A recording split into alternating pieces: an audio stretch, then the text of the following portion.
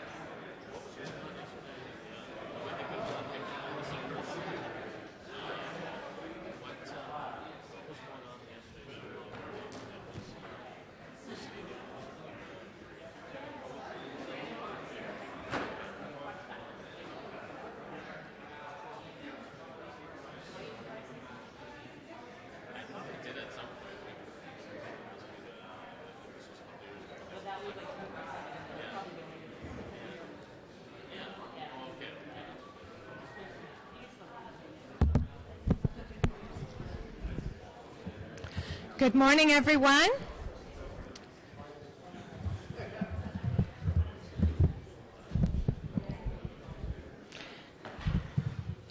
Good morning, ladies and gentlemen. Before we begin today's meeting, I'd like to take this opportunity to commend the women and men of the paramedic service for their continued commitment to providing life-saving care to our community. These professionals literally provide a lifeline to our residents 24 hours a day, 365 days of the year. In recognition of this, I'm honored to, on behalf of Mayor Watson, proclaim May 24th to May 30th Paramedic Services Week in the City of Ottawa. I'd like to invite Acting Chief Peter Kelly of the Ottawa Paramedic Service and Acting General Manager Anthony DeMonte to accept this proclamation on behalf of the entire paramedic service. So while they're making their way here, I'll just read the proclamation to you. Whereas during Paramedic Services Week, municipalities promote and recognize the men and women on the front line who provide day-to-day life-saving medical services, and whereas paramedics answer the needs of their communities and ensure our health, protection, and physical well-being now and in the years to come. And whereas the Ottawa Paramedic Service continues to enhance the level of clinical patient care to residents and visitors to Ottawa, and whereas the Ottawa Paramedic Service personnel is to be commended for their efforts in ensuring that our calls for assistance are being answered with professionalism, dedication, skill, and compassion, therefore I, Jim Watson, Mayor of the City of Ottawa, do hereby proclaim May 24th to May 30th, 2015 as Paramedic Services Week in the City of Ottawa. Congratulations. Thank you. Okay.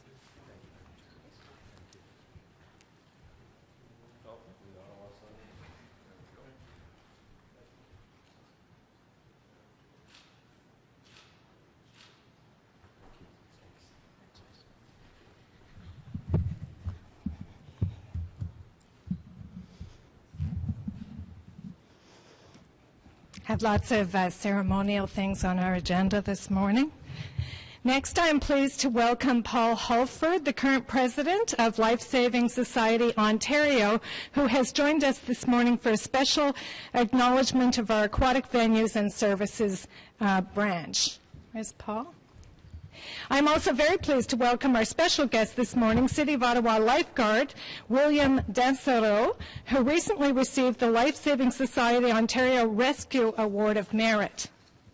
On behalf of the City of Ottawa and my City Council colleagues, I am pleased to recognize one of our lifeguards with the Ottawa Beaches operations. The importance of having well-trained lifeguards across city facilities, pools, wading pools, and beaches can't be understated. We are very proud of the professionalism and dedication of our city lifeguards and of the quality of our work in promoting water safety, including our public education and drowning prevention efforts. I want to congratulate William Dansereau, who received the Life Saving Society Rescue Award of Merit. At the time, William was a first-year lifeguard with the Ottawa Beaches. He performed a rescue of one of his fellow competitors at the Senior Life-Saving Waterfront Championships at Bluffers Beach in Toronto last summer. It was August 11th, 2014, and William was competing in the Rescue Board event. He was partially through the race course in the leading position when he saw another competitor floating on his back, conscious but unmoving.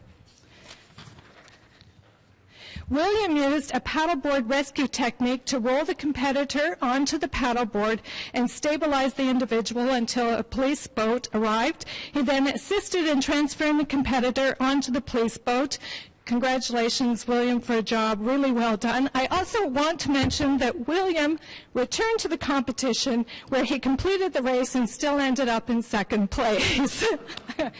I'd now like to invite the president of the Life Saving Society Ontario, Paul Holford, to the podium to say a few words. Mr. Holford. Thank you very much, Councillor Deans, councillors, ladies and gentlemen. William is an outstanding representative of over 1 million Canadians who participate in the life-saving training programs every year. Thousands of individuals safeguard our pools and beaches, However, thousands of others are just as prepared to intervene in first aid and life-saving emergencies in our communities across the country. The Life Saving Society works to prevent drowning, and while I'm happy to report that per capita the drowning trend in Canada is heading down, unfortunately drowning remains a major public health issue in Canada and here in Ontario. In Canada, drowning is the #1 cause of unintentional deaths among children 1 to 4 years of age, and the second leading cause of preventable death for children under 10. 500 Canadians die annually. In November of 2014, the World Health Organization released its first ever report on drowning and declared drowning a leading cause of preventable death globally. As a result, drowning is rapidly becoming recognised as a public health issue in governments around the world. The Life Saving Society is leading the effort in Canada to establish a national drowning prevention coalition, one of several key steps recommended by the World Health Organization. This coalition of partners, many of whom are in this room, is being put together across Canada and will develop a Canadian drowning prevention plan. The Life Saving Society is a national volunteer organisation composed of tens of thousands of individual members and over 4,000 affiliated swimming pools, waterfronts, schools and clubs, including those here in Ottawa. The Society's affiliates are already significant partners in our drowning prevention work, and the City of Ottawa continues to demonstrate the kind of energy, initiative and leadership that will be required to implement effective drowning prevention plans. Congratulations, William. Your rescue intervention perfectly illustrates the Society's motto, whomsoever you see in distress, recognise in him a fellow man. If you'd like to come up, William.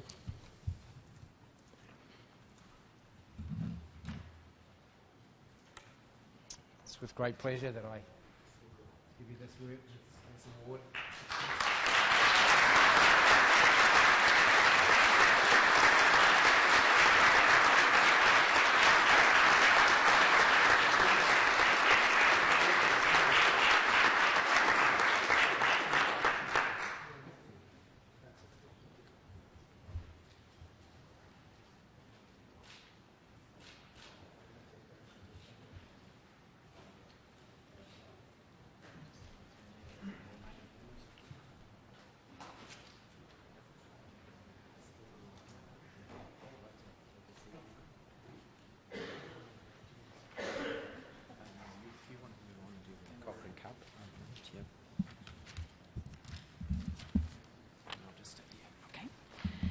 Congratulations again, William. And I see William's parents have joined us as well, so congratulations to you as well.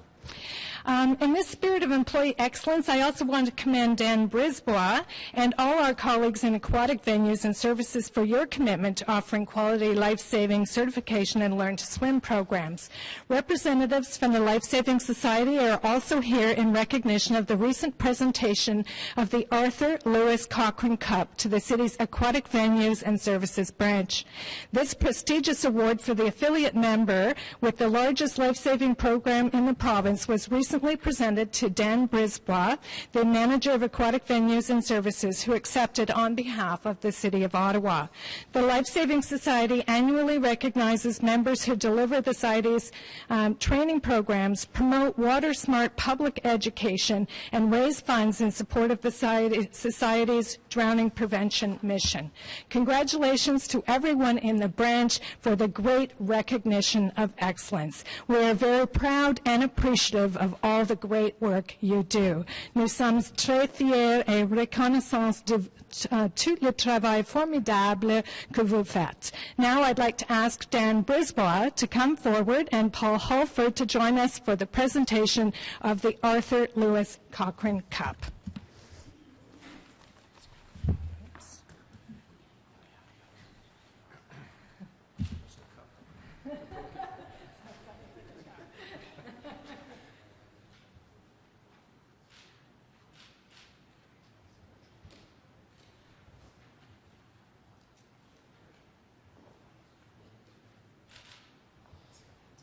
Everyone present, the actual Cochrane Cup is a very large and untravel-friendly item, and so this is our token, but really the cup is quite a prestigious item.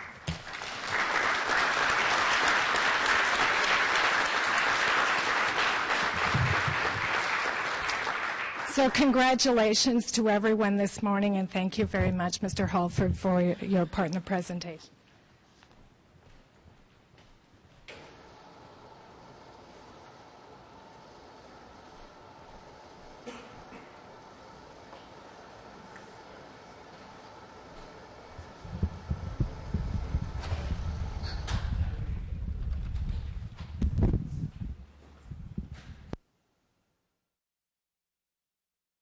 So good morning once again, everyone, and welcome to the Community and Protective Services Committee meeting for the month of May. Today we have a busy agenda in front of us, but before we begin, I would like to provide you with a quick update on Doors Open Ottawa. I'd like to remind everyone that on June 6th and 7th, visitors will have free access to 129 buildings, including 22 new additions this year, such as the Rideau Club, the Canadian Blood Services Processing Plant, the newly renovated Festival House, which houses the RBC Blues Fest, and the Advanced Research Complex at the University of Ottawa. You can walk, drive, or take advantage of the free Doors Open Ottawa shuttle bus operating within walking distance of nearly 50 participating buildings. There's something for everyone. I encourage you to plan your visit by checking ottawa.ca for more details, and don't forget to share your experience on Facebook, Twitter, and Instagram by using the hashtag Doors Open Ottawa. Let's now turn to the agenda for today's meeting. Starting with communications as listed on the agenda. Item number 1, update from the Housing Services Corporation. There is a presentation, so we'll hold that and return to it. Are there any declarations of interest? Seeing none.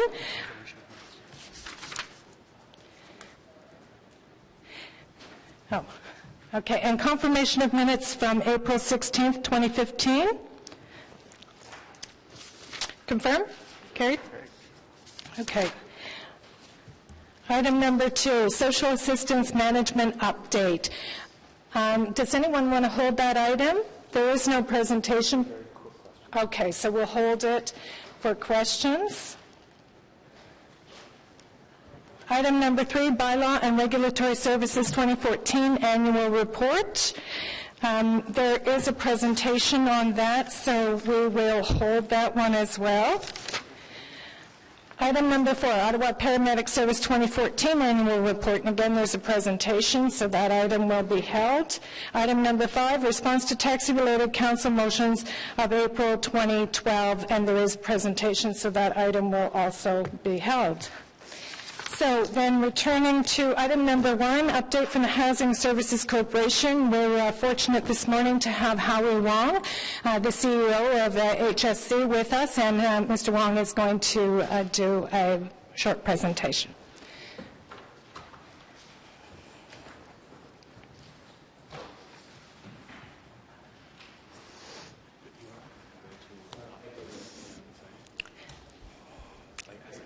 I don't think you're on. Yeah.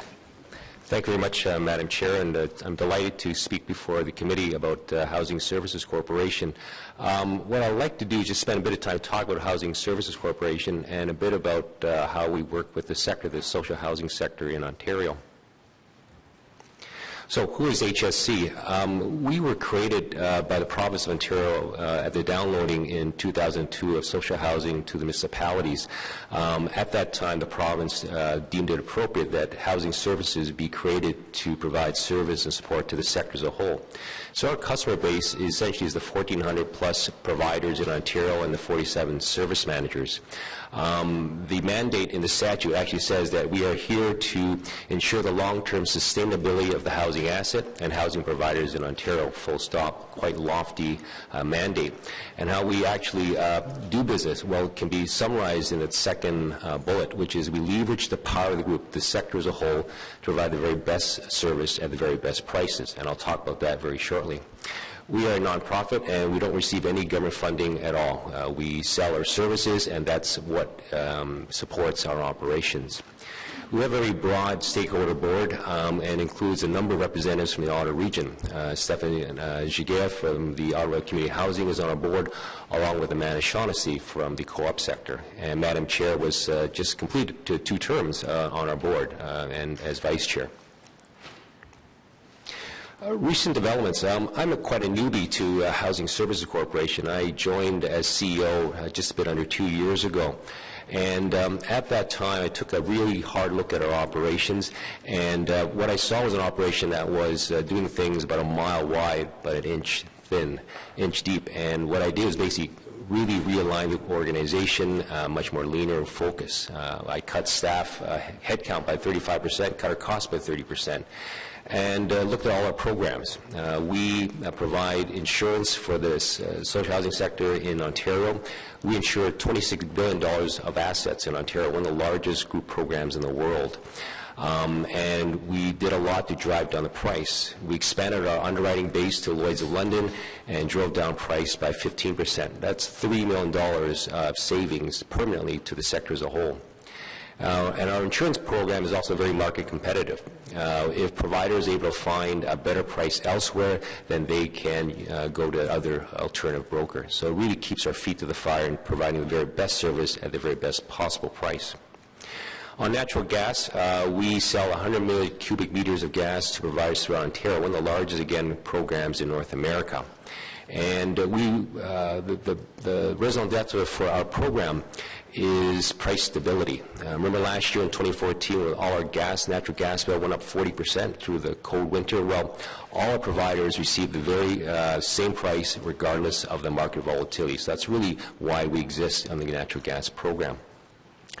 But at the end of the day, natural gas prices, you can never beat the market. And what you can do is the other half of the equation is controlling consumption.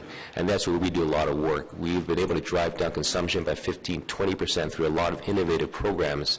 One of our best is the Energy Dashboard. We can measure your consumption of gas on a portfolio-wide basis and even measure against all other providers in Ontario. If you can manage it, in order to manage it, you have to measure it, and that's the key for us. And we're undertaking this fall a redesign of the program to make sure that we are very much on top of things and providing the very best service to providers in Ontario. And we just undertaken a 3-year strategic plan. A lot of the work that we've done have been validated. I spent 6 months crisscrossing Ontario, talking to providers, talking to service managers, and they've said we're pretty well spot on what we should be doing. And of course, there's always room for improvement, and we're doing all we can to do that. I have in front of you sort of the business areas of focus. I won't spend too much time on it. I do want to just focus perhaps on 2 focus areas of our business, which is information technology solutions, sort of the third box on the right there. Providers in Ontario, over 85% of providers have less than 1,000 units, and they really now are still managing the property with Excel spreadsheets. And what we're rolling across Ontario is an IT solution to provide them the very best service at the lowest possible price. So that's a real innovation that we're piloting this year. The other thing I'd like to just briefly mention is partnerships. The housing sector is really very much a Canadian sector, and we are reaching out, developing partnerships to provide, again, the very best service. And I want to just touch on one we just did. We announced in September last year a partnership with the Co-op Federation of Canada, BC Nonprofit Housing, to build a financial institution Canada-wide to manage capital reserves. And that's starting with a base of $500 million in Ontario. And so the vision there is to build something across Canada for social housing, owned by social housing, with $1 billion goal in sight. So enough about HSC. Let me talk about the social housing sector. The reality we face right now is that we are facing an aging infrastructure. And when I talk about aging infrastructure, we're talking about buildings built in the 60s and 70s, reaching the end of their design life. And buildings are needed in Ontario for both keeping the old new and building new.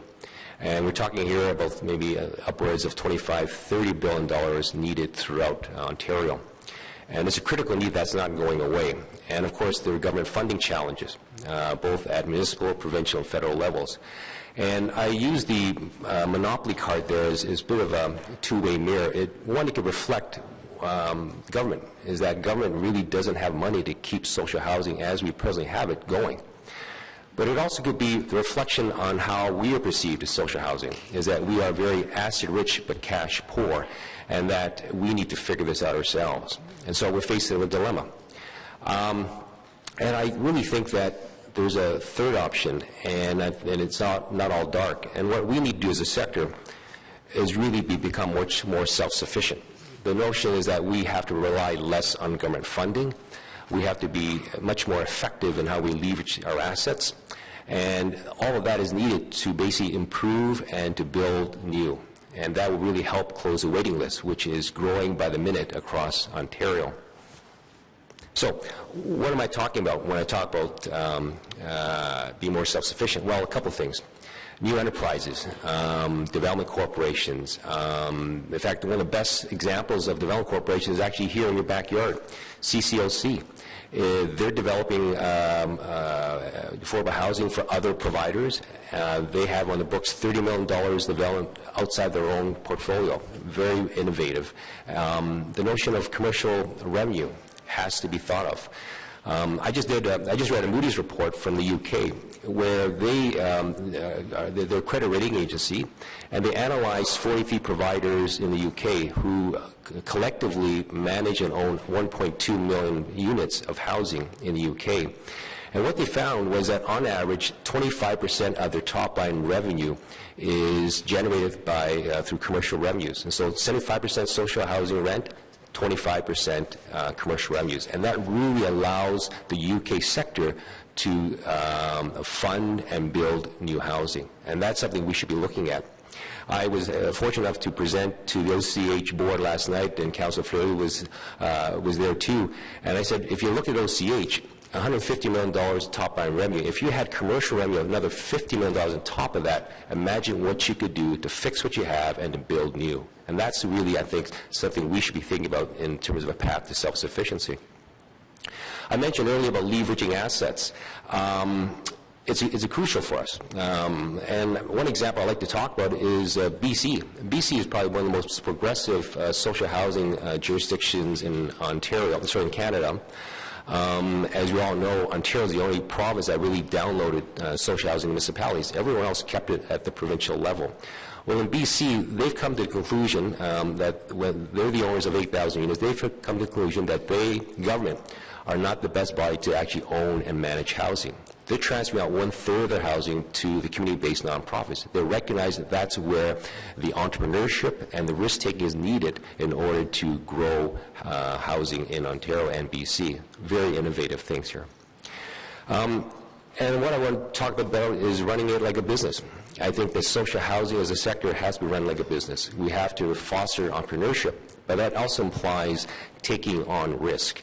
And I think when you talk about risk, in Ontario, we need to think about whether our governance structure, our methods of ownership really is the best way to foster that entrepreneurship. And again, I look to the UK.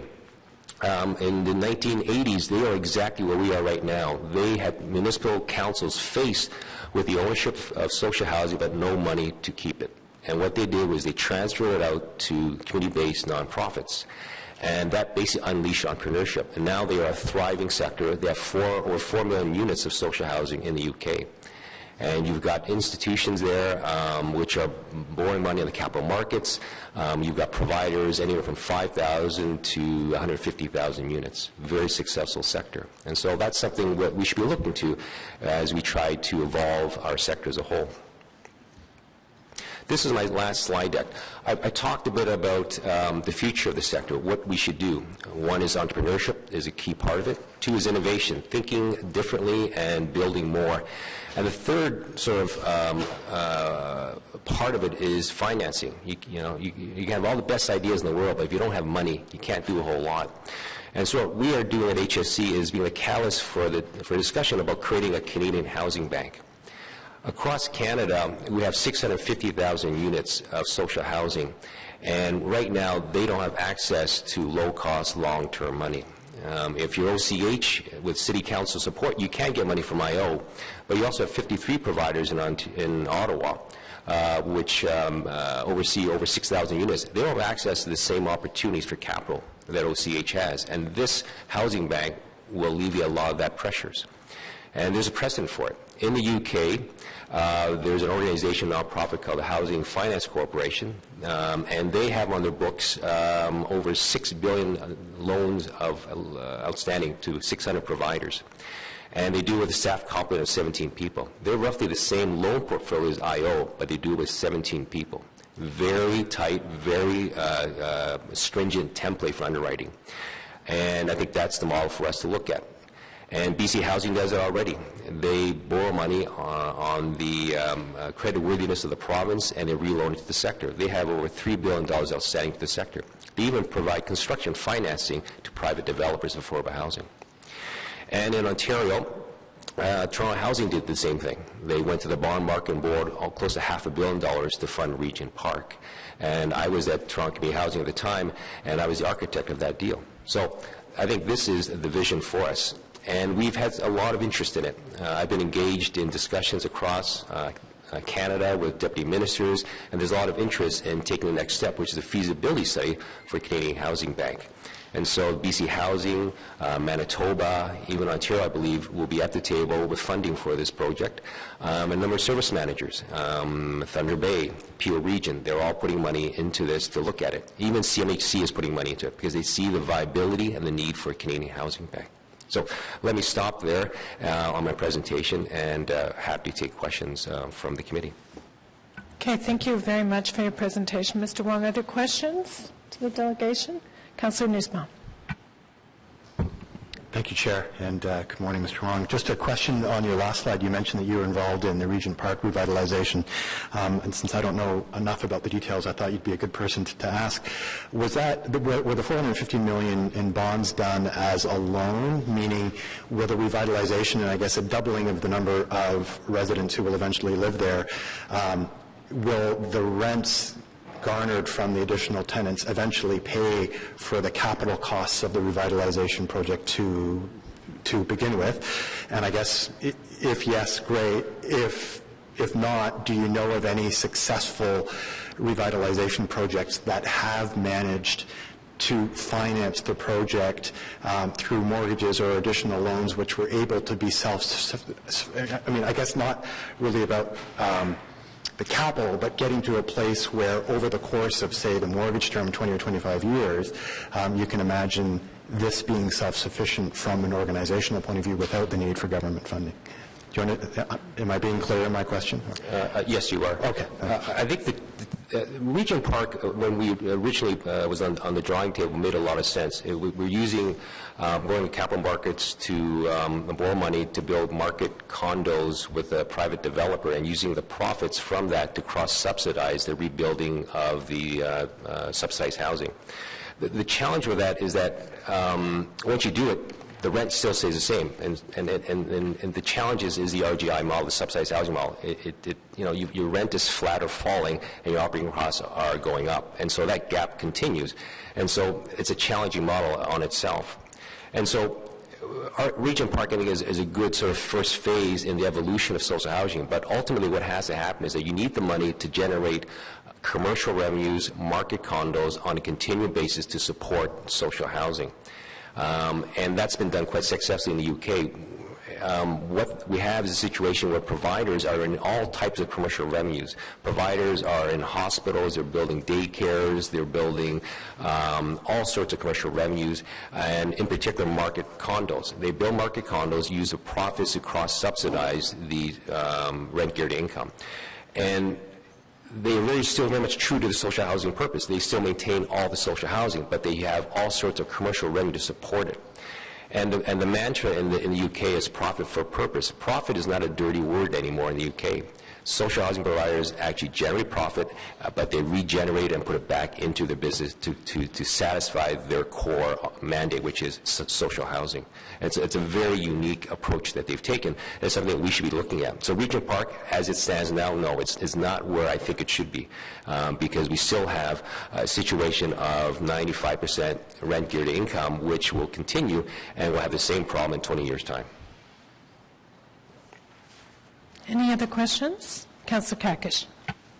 Thank you, Chair, and thank you, Mr. Wong, for the presentation. You talked about the $25–30 billion deficit here in Ontario and the need to rely less on government funds, and you talked a bit about the BC example. Is there anything in Ontario specifically that you see as a hindrance to moving into those partnerships with the private sector, or is there anything politically that we can do as councils to encourage that participation to diminish the reliability on the government funds? Well, Councillor, I think municipalities across Ontario need to take a hard look at themselves as to whether they have the capacity to take on entrepreneurship and risk. And it's a challenge for some municipalities to do that. And again, the BC housing, BC example is the best one. They have come to the conclusion they are not the best ones to own and manage housing, because the one-third housing that they are transferring to the community-based nonprofits, they're carrying the books for $8 billion. It's $8 million, but there's a market value of $200 million. And what they're doing is by transferring it out to the community-based nonprofits, they unleash that leverage ability. And that can be done by community-based nonprofits. In the transfer out, they've actually said that the municipal-owned nonprofits are not eligible because they don't believe that it makes sense to have a transfer of social housing from government to government. It has to go out to community-based nonprofits where the entrepreneurship and where the risk-taking can occur unfettered. And you talked about how the province has downloaded onto municipalities in terms of the funding, and it sounds like, are we sort of heading in the direction, or you think in terms of sustainability for us, government, to get out of this business eventually, perhaps in the long run? I think so, because, well, municipalities are now given the responsibility of funding social housing, and now they're just talking about, well, let's talk about uploading. Well, at the end of the day, there's only one taxpayer. And, if I can use a metaphor, I think social housing feels sort of like the adult child living in the basement, with both parents saying, you've got to move out pretty soon. And I think we like to move out, and we do that by being much more entrepreneurial, being much more self-sufficient. I think there's a huge role for government still, but more on a regulatory basis, but not to fund and not to manage, ultimately. Okay. Thank you, Chair. Thank you, Councillor Kakish. Anyone else? Mr. Wong, I just have one question. You mentioned that a number of municipalities are contributing to the housing bank. I wonder who you've been working with here at the City of Ottawa, and if there's been an interest in the housing bank from the City of Ottawa. Yes, we are having ongoing discussions with the social housing unit here, and my sense is that we'll be able to get some support. And we're getting broad-based support from provinces and service managers across Ontario. So, have you been working with OCH or with the housing branch? Or housing branch. Housing branch. Yes, yeah. Okay, thank you. Anyone else? Thank you again for being here and for your presentation this morning. Received on the report? Received. Thank you. Thank you. Moving on then to item number 2, the social assistance management update, and Councillor Nussbaum had some questions. Thank you, Chair.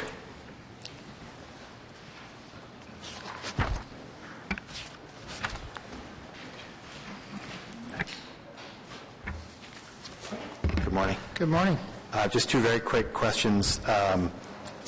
First, with regard to the PricewaterhouseCoopers report, I noticed that none of their recommendations included the idea that the province should maybe help the municipalities in terms of additional revenue. And I'm just wondering if you were disappointed in that, or is there language in there that I missed that maybe will help encourage the province to address the deficit which you've identified in your report? And maybe I'll just ask a second question while I'm at it, which is, I see you're still projecting a $1.4 million financial impact. The only thing I didn't quite get is, I guess, in the first 3 months of 2015, there was only a $40,000 financial pressure. So I was just trying to understand, if you multiply 40,000 by 4, you only get 260,000. So is that because you're absorbing a lot of the additional costs through sort of existing staffing arrangements? Just the numbers didn't quite seem to work. So maybe I'll leave those 2 with you. Just to answer that question first, the 1.4 is predicated on us not achieving what we would refer to as a gapping target. So in other words, when there's a vacancy, usually we delay in staffing it. We're unable to delay any staffing at the present time, so we anticipate not hitting that gapping target as a result. So that answers the sort of the financial piece. The second question is, I think municipalities in general were disappointed with the report and the fact that it did not address the financial pressures. And in addition, there's a whole area that's missing with respect to training. This gets basically a one bullet, maybe the province should look at training kind of response, which isn't, to our mind, sufficient. The other areas that we just got last week, the first sort of high-level plan from the province or in response to this, and it does pretty much map out a time frame that is at least another year without a lot of details. So it's progressing very slowly in terms of an actual response that we can actually map out what that's going to mean for us. Thank you. Any other questions? Seeing none received on the report. Thank you. Item number 3, Bylaw and Regulatory Services 2014 Annual Report, and there is a presentation. I think Mr. Chapman's going to do the presentation.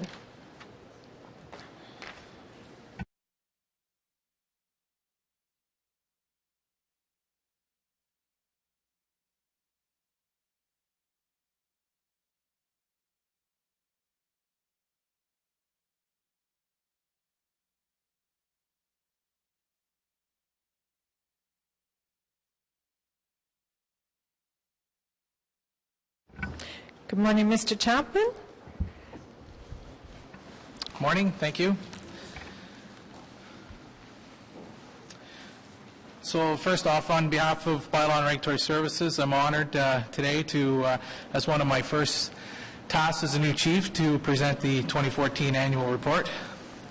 In 2014, our branch continued to demonstrate strong commitment to engaging its workforce, enhancing its services, and serving our community through a number of programs and initiatives to make Ottawa a great place to live, work, and play.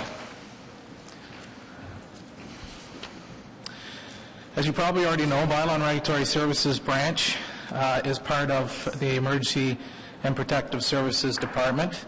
Our branch consists of 4 main divisions. We have Enforcement East, Enforcement West, Licensing and Permits and Markets, and Parking Enforcement. Bylaw and Regulatory Services is committed to achieving compliance with municipal standards and providing services that contribute positively to the quality of life in our city. Our vision is to be respected and valued leaders in municipal compliance and service excellence, making a difference for a healthy, safe, and vibrant Ottawa. Our service promise is committed to serving our community.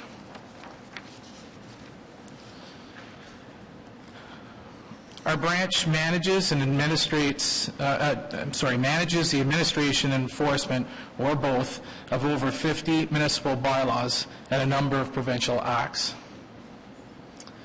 Staff act as ambassadors for the City of Ottawa, mediators between clients and business owners, and rescuers of stray pets, and educators of municipal bylaws and regulations. Bylaw and Regulatory Services also coordinates and administers the Byward and Parkdale Markets, Spay and Neuter Clinic, the License and Property Standards Appeal Committee, Animal Control Tribunal, and Large Mammal Emergency Response Protocol. The market management team at Byward fielded over 25,000 inquiries in 2014. New initiatives in 2014 included a demo corner, an outdoor stand located in the heart of the Byward Market, which promotes in-season fresh local products available to stands that are on the Byward Market. A new authors market was also occupied on a regular basis, with over 47 local authors promoting their books. Launched in May of 2014 was a Savour Ottawa farm stand in a new and jointly operated initiative featuring 45 products from different Savour Ottawa members. Also to note, the Parkdale Market celebrated 90 years of operation in 2014. The Licensing and Permits Unit issued approximately 16,000 business licenses and processed over 515 lottery licenses. The unit also conducted over 1,700 taxi inspections, over 100 limousine inspections, and 240 food truck and cart inspections. Special initiatives implemented by this unit in 2014 included consumer awareness information on ottawa.ca, pet registration transformation for a pet-friendly Ottawa, and enhancements to the street food vending program. Parking control, approximately 350,000 parking infraction notices were issued in 2014, which translate to about $18 million in revenue. Partnerships. Bylaw and Regulatory Services is a center of expertise in regulatory matters for the city. We work collaboratively with many city departments and external stakeholders. As examples of the branch supports and works in partnership with the Transit Services Department in keeping bus routes clear, Public Works and snow removal and enforcement of parking regulations in city lots, on street, as part of the city's traffic management strategy, Ottawa Public Health and implementation of the smoke-free strategy, and Ottawa Humane Society in providing animal shelters. Other external partnerships include an ongoing work with the branch, that the branch undertakes with the city's BIAs related to enforcement, parking, and special events, and the development of the city's new street food vending program.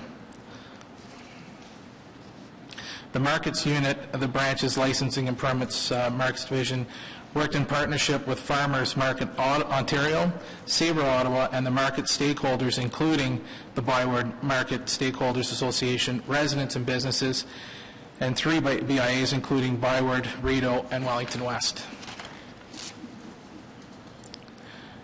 Staff engagement. We are committed to engaging our staff in service improvement initiatives. In 2014, we introduced a Brand Ambassador Committee. The brand ambassadors will promote the branch's identity and highlights the services provided and their benefits to the residents and visitors to the City of Ottawa.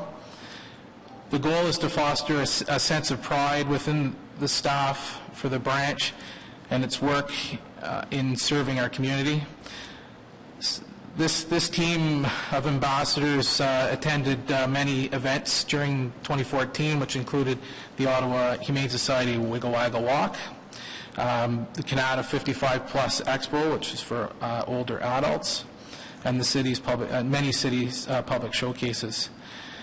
The branch recognition program was developed to recognize, for staff recognition programs to acknowledge the celebration and unique achievements of our staff. As part of this initiative, the branch's Long Service Awards program was established along with the new Chiefs Award of Excellence. The inaugural Bylaw and Regulatory Services Long Service Award ceremony was held in January of 2015. Our inclusion team is dedicated to developing action plans and communication strategies to promote and engage in diversity and inclusion initiatives. Continue to promote safe, respectful, and inclusive environment. The branch has coordinated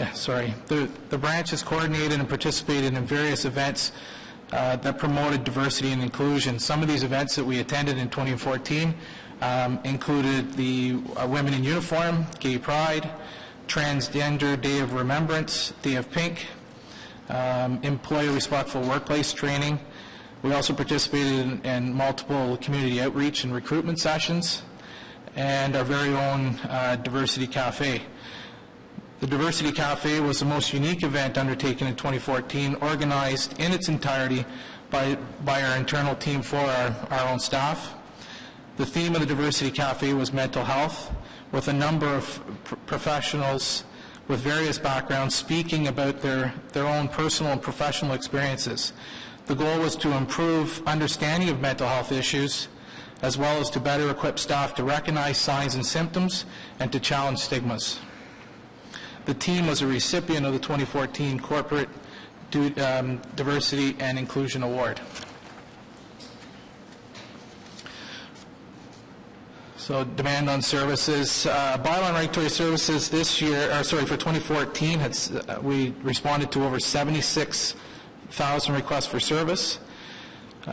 Request for service in 2014 was highest again in parking, noise, and animal care and control. We did a review of the statistics from 2014 to 2014. What we see is a trend again in significant growth in parking, property standards, and zoning. Animal care and control and noise continues to be our highest call volumes. There was a slight decrease between 2013 and 2014 in service requests related to parking control, likely due to widespread construction, fewer spaces in the downtown core, as well as increased compliance. There was a spike in property standards in 2013, as you can see on the graph provided, largely due to the Vacant Buildings Initiative and the work undertaken as a result of ACORN's promotion of the services that we provide.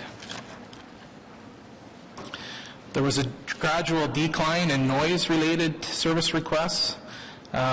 This was likely due to extended hours of operation, so we extended our service hours, enhanced deployment, improvement to some of our enforcement standards. The vacant building strategy. Buildings that are left vacant pose potential safety concerns. Vacant buildings can make our communities and neighbors unpleasant places and can even devalue surrounding properties. For this reason, the branch implemented the vacant building strategy in 2013. A variety of mechanisms have been used to address the vacant buildings, including proactive enforcement, enhancement of the property standards bylaw and the property maintenance bylaw. As a result of the strategy, we experienced a demolition of over 50 vacant buildings and a significant improvement of many others over the last 2 years.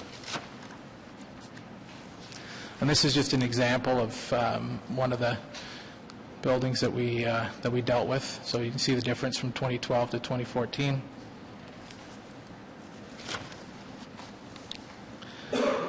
Private parking enforcement agency programs. So previously to this program being put in place, there was a number of private Ottawa agencies were conducting parking enforcement on private property using their own tickets.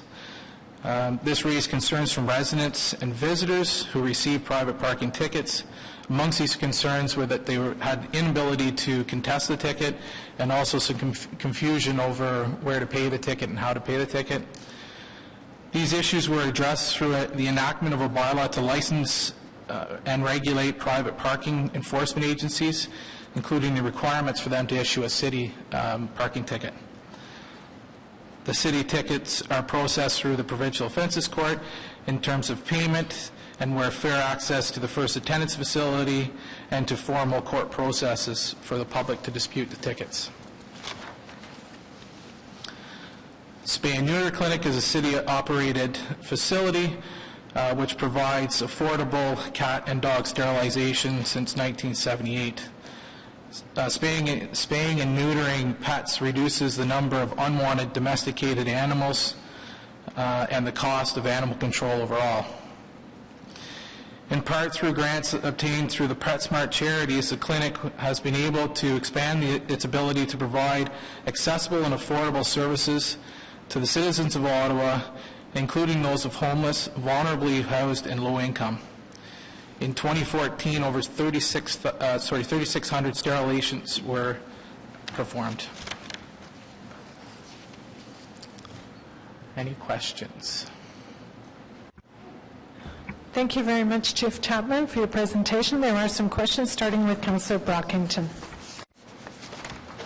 Thank you very much, Madam Chair, and thank you for your report. First, I just wanted to thank you and all the men and women who work in bylaw. I'm sure it's a thankless job at times, especially when bylaw officer shows up to remind residents about various issues, but you maintain and help maintain a safe and peaceful city, and I appreciate your work very much.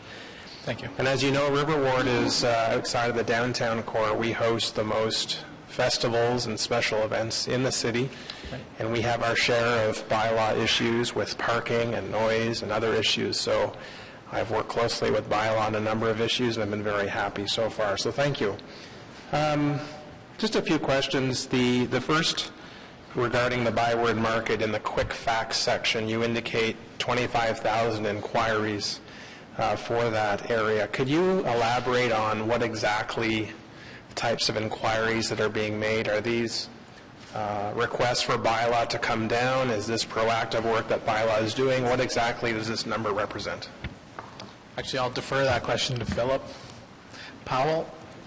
So Philip Powell is the manager of our licensing and permits and byword market. Thank you, Councillor.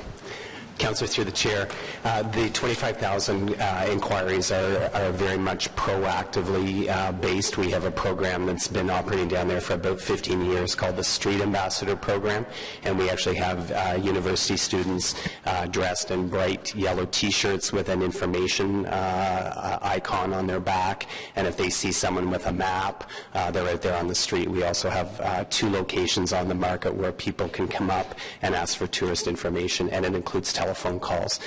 So this year we've had a lot of calls about, where are the vendors, why are they not here? And mornings like we've had this week tell you why it's too cold for anything to grow. So those are the kind of inquiries it is in that 25,000. Thank you.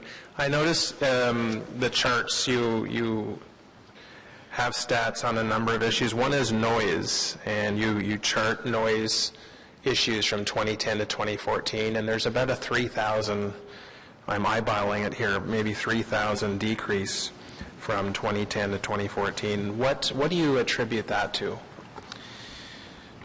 Well, I think, extending our hours of operation and being able to respond to the complaints when we get the first complaint rather than, 3 or 4 times in the same week, we were able to respond to those, and also some of the changes to our enforcement standards. So, issuing tickets, first time we attend parties rather than warnings after warnings. So, a lot of that, the enhancement to those standard operating procedures, is reduce the calls, or return calls, or repeat calls, and also increase in some of the community engagement that we've done through the Town and Gown Association and other associations like that.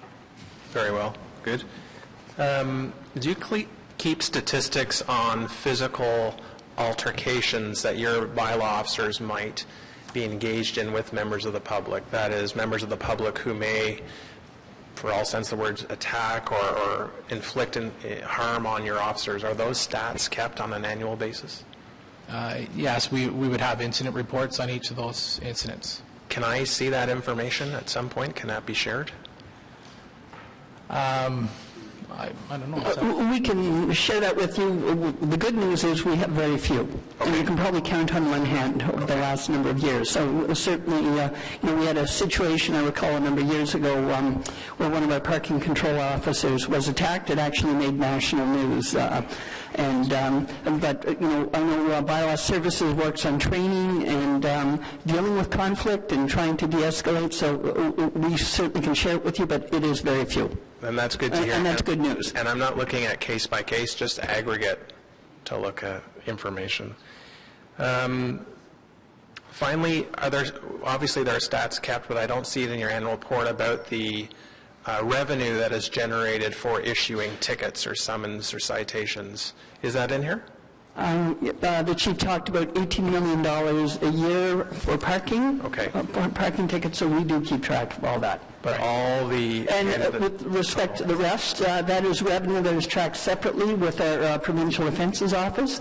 So all other tickets, be it speeding tickets, which are issued under the Highway Traffic Act by the police, that's managed by the City Clerk's Office under the Provincial Offences area. So that's not tracked within bylaw. Fair enough, but the grand total of ticket revenue, not just parking, but all summons, we can get that number? Yes. Okay, very good. And that's it for now, but just general, with my experience, having represented Riverwood now for 6 months, and my involvement with bylaws, I'm very satisfied with the working relationship that I've developed so far. Like I said, it's not an easy job, and certainly we have our hands full with issues in River Ward, but I appreciate what's being done. Thank you. Thank you very much, Councillor Brockington. Councillor Eglai. Thank you, Madam Chair. Yes, thanks for the report. It's very timely because I happened to be out in my ward yesterday and I ran into one of your officers, and so it raises one of my two questions or areas of questioning. I know the answer to this, but you have a good public forum here. You have all the media listening in. So one of the complaints or questions I get in my office a lot, and I think probably most of the councillors get, is how come bylaw didn't lay a charge? And that's mostly around things like idling or noise or whatever. Why can't bylaw do that without me as the resident? And maybe if you could just briefly explain the process and the public's role in dealing with a bylaw complaint. I think that might be helpful. Okay, well, depending on the situation, we do have enforcement standards for each of the bylaws that we enforce, and there's progressive enforcement standards that we use. So depending on what the violation may be or the circumstances may be, there may not be enough evidence to issue a charge. But we may still issue a warning to at least put the resident on notice that, there may be some concerns in the neighborhood about something they're doing. So, but other than that, I mean, most of the time it's a progressive enforcement. So the first time we issue a warning or try, and second time it's a written warning, third time it's a charge. So we're trying to do, ultimately we're after compliance, so it's through education, advising what the bylaw states and things like that. That's part of the answer I was looking for, but the other piece I was trying to get at is if you get a noise complaint, you show up and the party's not going on anymore or what have you, the question I get is, well, I called it in, why can't bylaw prosecute or lay a charge without me? Me being the resident. So what is the resident's role there in terms of the, you talked about not having enough evidence, for example. So what does a resident need to do in order to have a claim or a charge proceed? Yeah, so, the charge for noise is likely to disturb the resident, so we need evidence from the resident that there's noise that's disturbing them. So often we ask for a witness statement. If they provide a witness statement, then we'll issue the charge based on their evidence. Okay. But the officer himself or herself can't do it if they show up after the stereo's been turned down or what have you. You require the actual... Regardless of whether the issue want to give us a witness statement or not, we'll still talk to the resident, ask them to turn down the music and issue a verbal warning. But if they do want to provide a witness statement, then we will issue charges. Okay. Second is more of a statistical bent to the questions. I saw that there's, I think, 76,000 service requests in a year. Okay. Do we have the percentage of, you just talked about sometimes you just give a warning, do we have a percentage of how much of that 76,000 turns into an actual charge? I don't have that available today, but I can get that for you. Okay, I'd be curious to know that. And then the follow-up to that is, of the ones that are charged, how many actually end up in convictions? Yep, I can get that for you. We do track that information, so I can get that for you. Okay.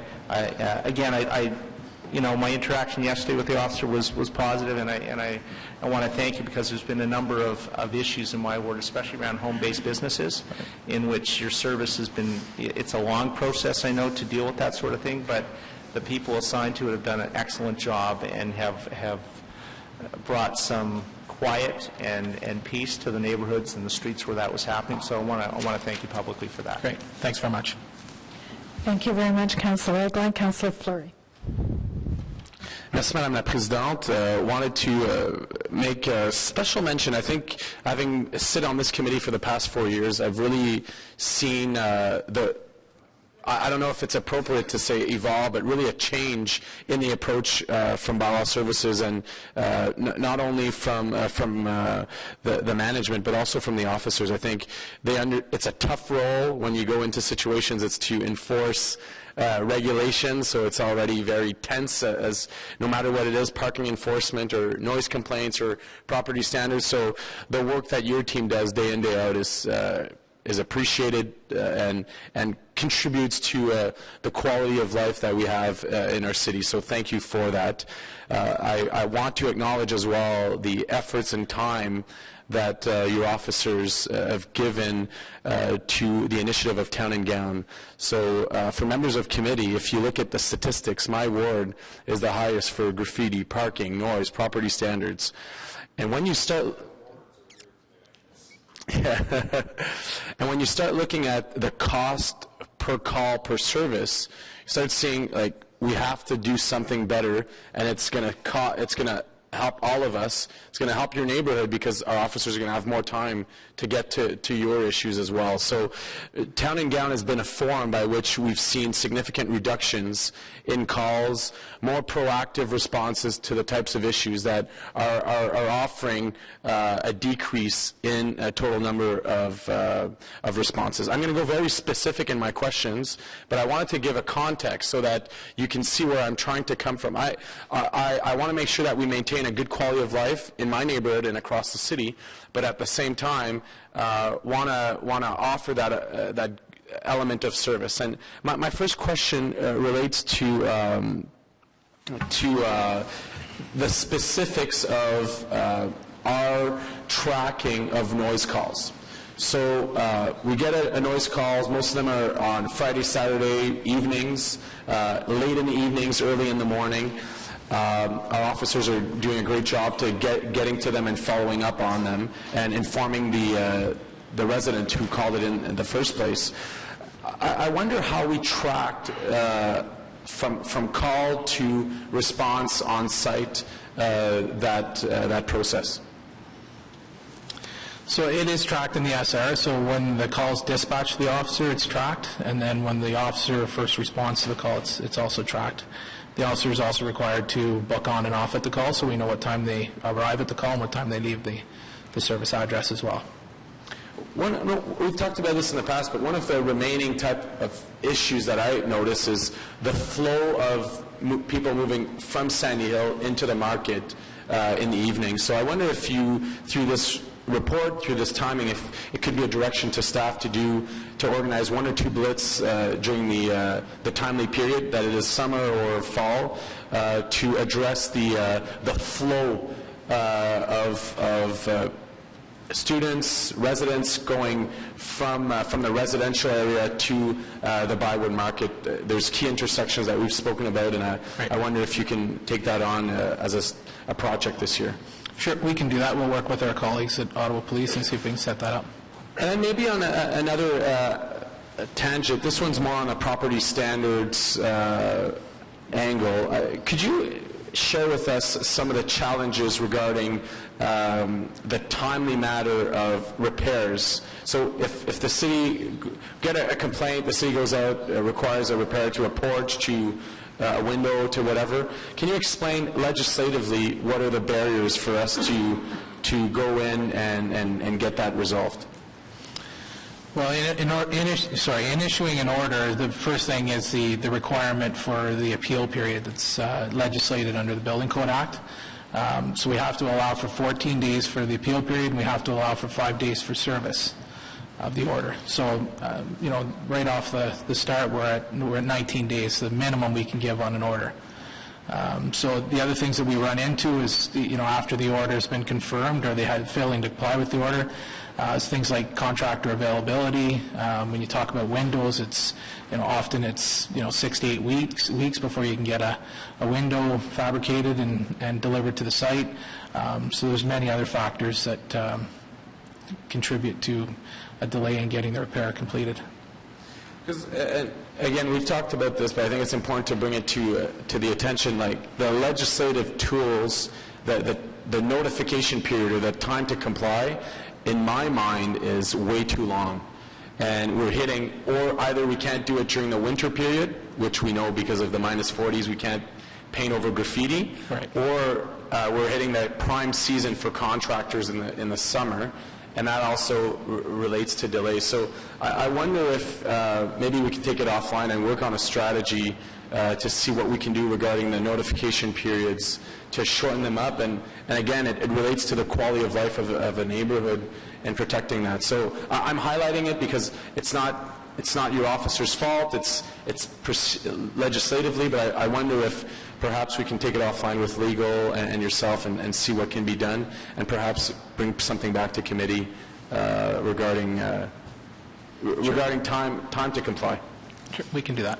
And through the chair, if I can add, Councillor, after an amalgamation, we started measuring our response times and dealing with property standards matters.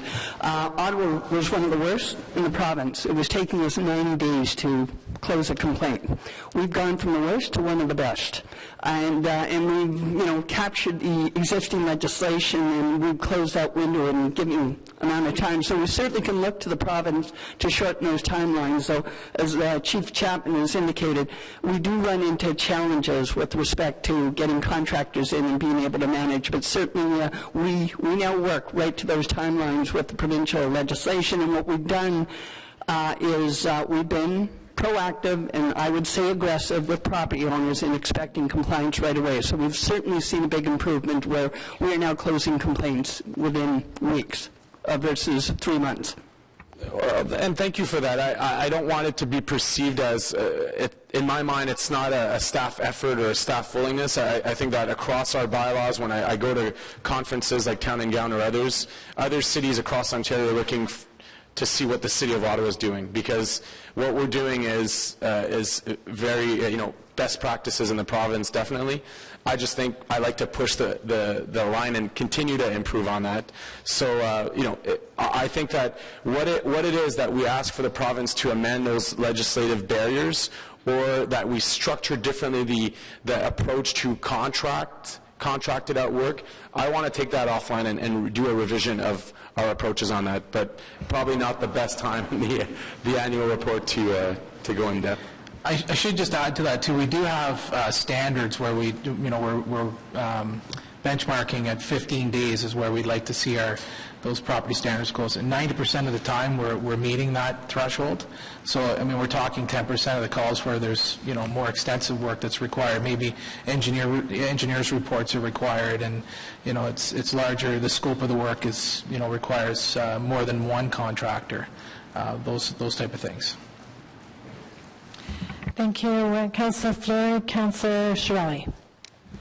Thank you, Madam Chair. All right, so it looks like with the construction, there are fewer places where people can park, therefore you have fewer parking complaints. So that's kind of a soft victory for us, because it presumably could be cured by the construction being completed, right? And we would have difficulty. And I know you're down to much shorter timelines in closing cases, but it looks to me from these numbers like the public is trying its best to keep up with you and give you more and more things to deal with. So if you look at these numbers, you're talking about, over the course of a term of council, an average of every house filing a complaint. Okay, so you have an average of one complaint per house over the course of a term. That puts us in the top probably 5 or 10% in the province in terms of average. So what I'm wondering is what measures we might look at taking to tell the public there are other ways to deal with your problems besides calling bylaw enforcement. And if you're talking in the $18 to $20 million range in fines or in costs, you may be looking at wise investments in advertising and in communication to just inform the public of other ways of handling some of their problems besides calling in the authorities. Yeah, so we've tried a lot of that. We still do it. We attend many community events in all of your wards, and we do our display there, and we try and educate residents to come. We've seen an increase of, when we set up these our stand, we see an increase of residents coming to talk to us. So it's interesting. It's often good conversations, but we like to think that the reduction in service requests are because of some of the educational work that we're doing in the communities. They're still pretty. The reduction's still pretty marginal compared to. I remember a story in the media about 3 or 4 years ago where Ottawa was almost double the average number of complaints by residents of any other city in Ontario. And although we may have reduced, I have a feeling we're still pretty close to the lead. And that's got nothing to do with you or the department. That's right. Residents of Ottawa choosing to phone instead of talk to their neighbor. Actually, through the chair to the councillor, I think even when you talk that we think we're in the top 5 or not, one of the things Ottawa does, which I think we have one of the better models, is we do all of the noise enforcement in the City of Ottawa.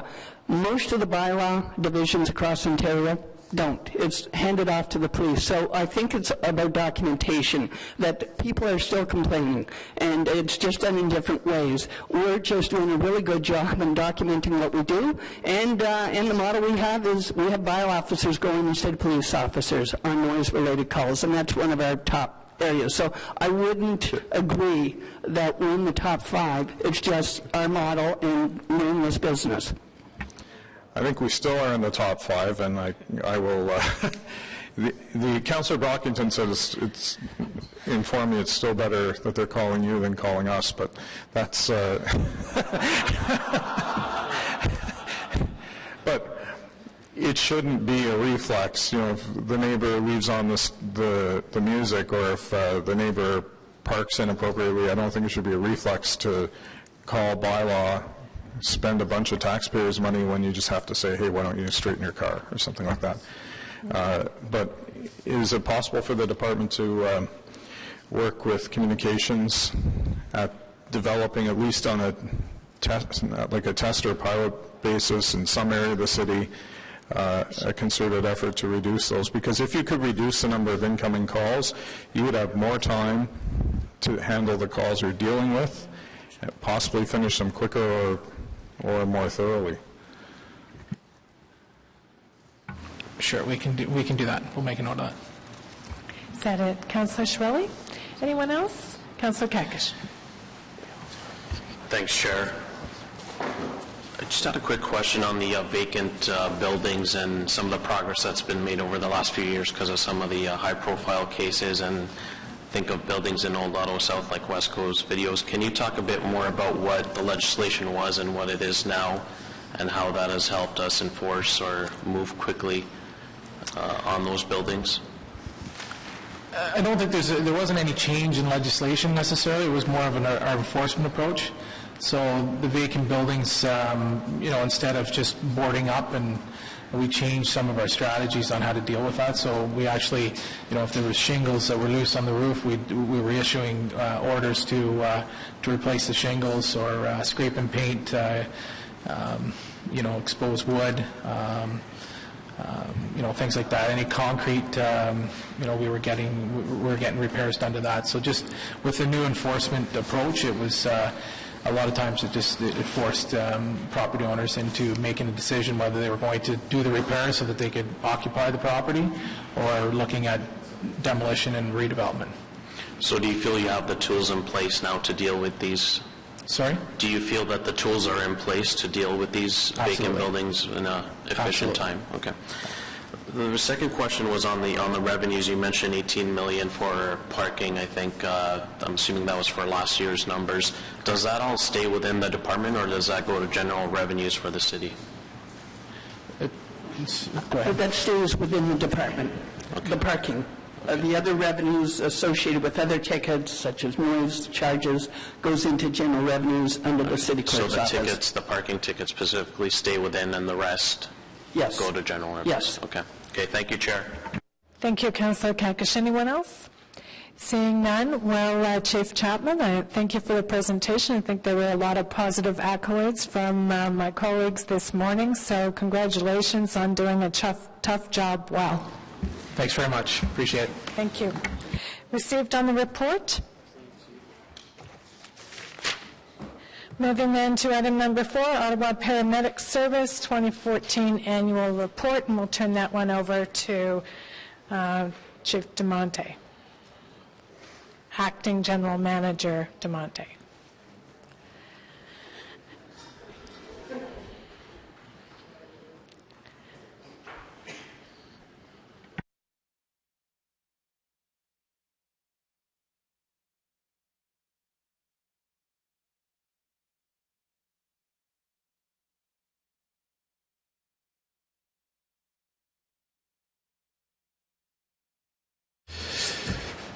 Madame la Présidente, membres du comité, bonjour. Good morning, everyone.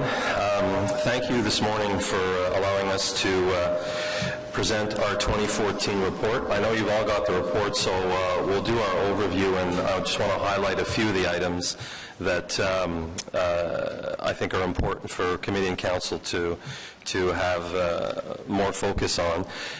For the new members of committee, the paramedic service is one of those services that under the Ambulance Act of Ontario you've gotten the responsibility to operate, but you have limited powers because the Act dictates the way the service is run, its regulations, etc.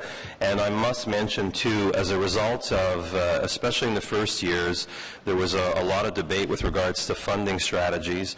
Particularly this council made a lot of inquiries through the province and assured that our funding stream was well locked down, and so on the $80 million overall rough figure budget, $50 million is provided by the province for this operation, and so they're able to certainly dictate a lot of what we do.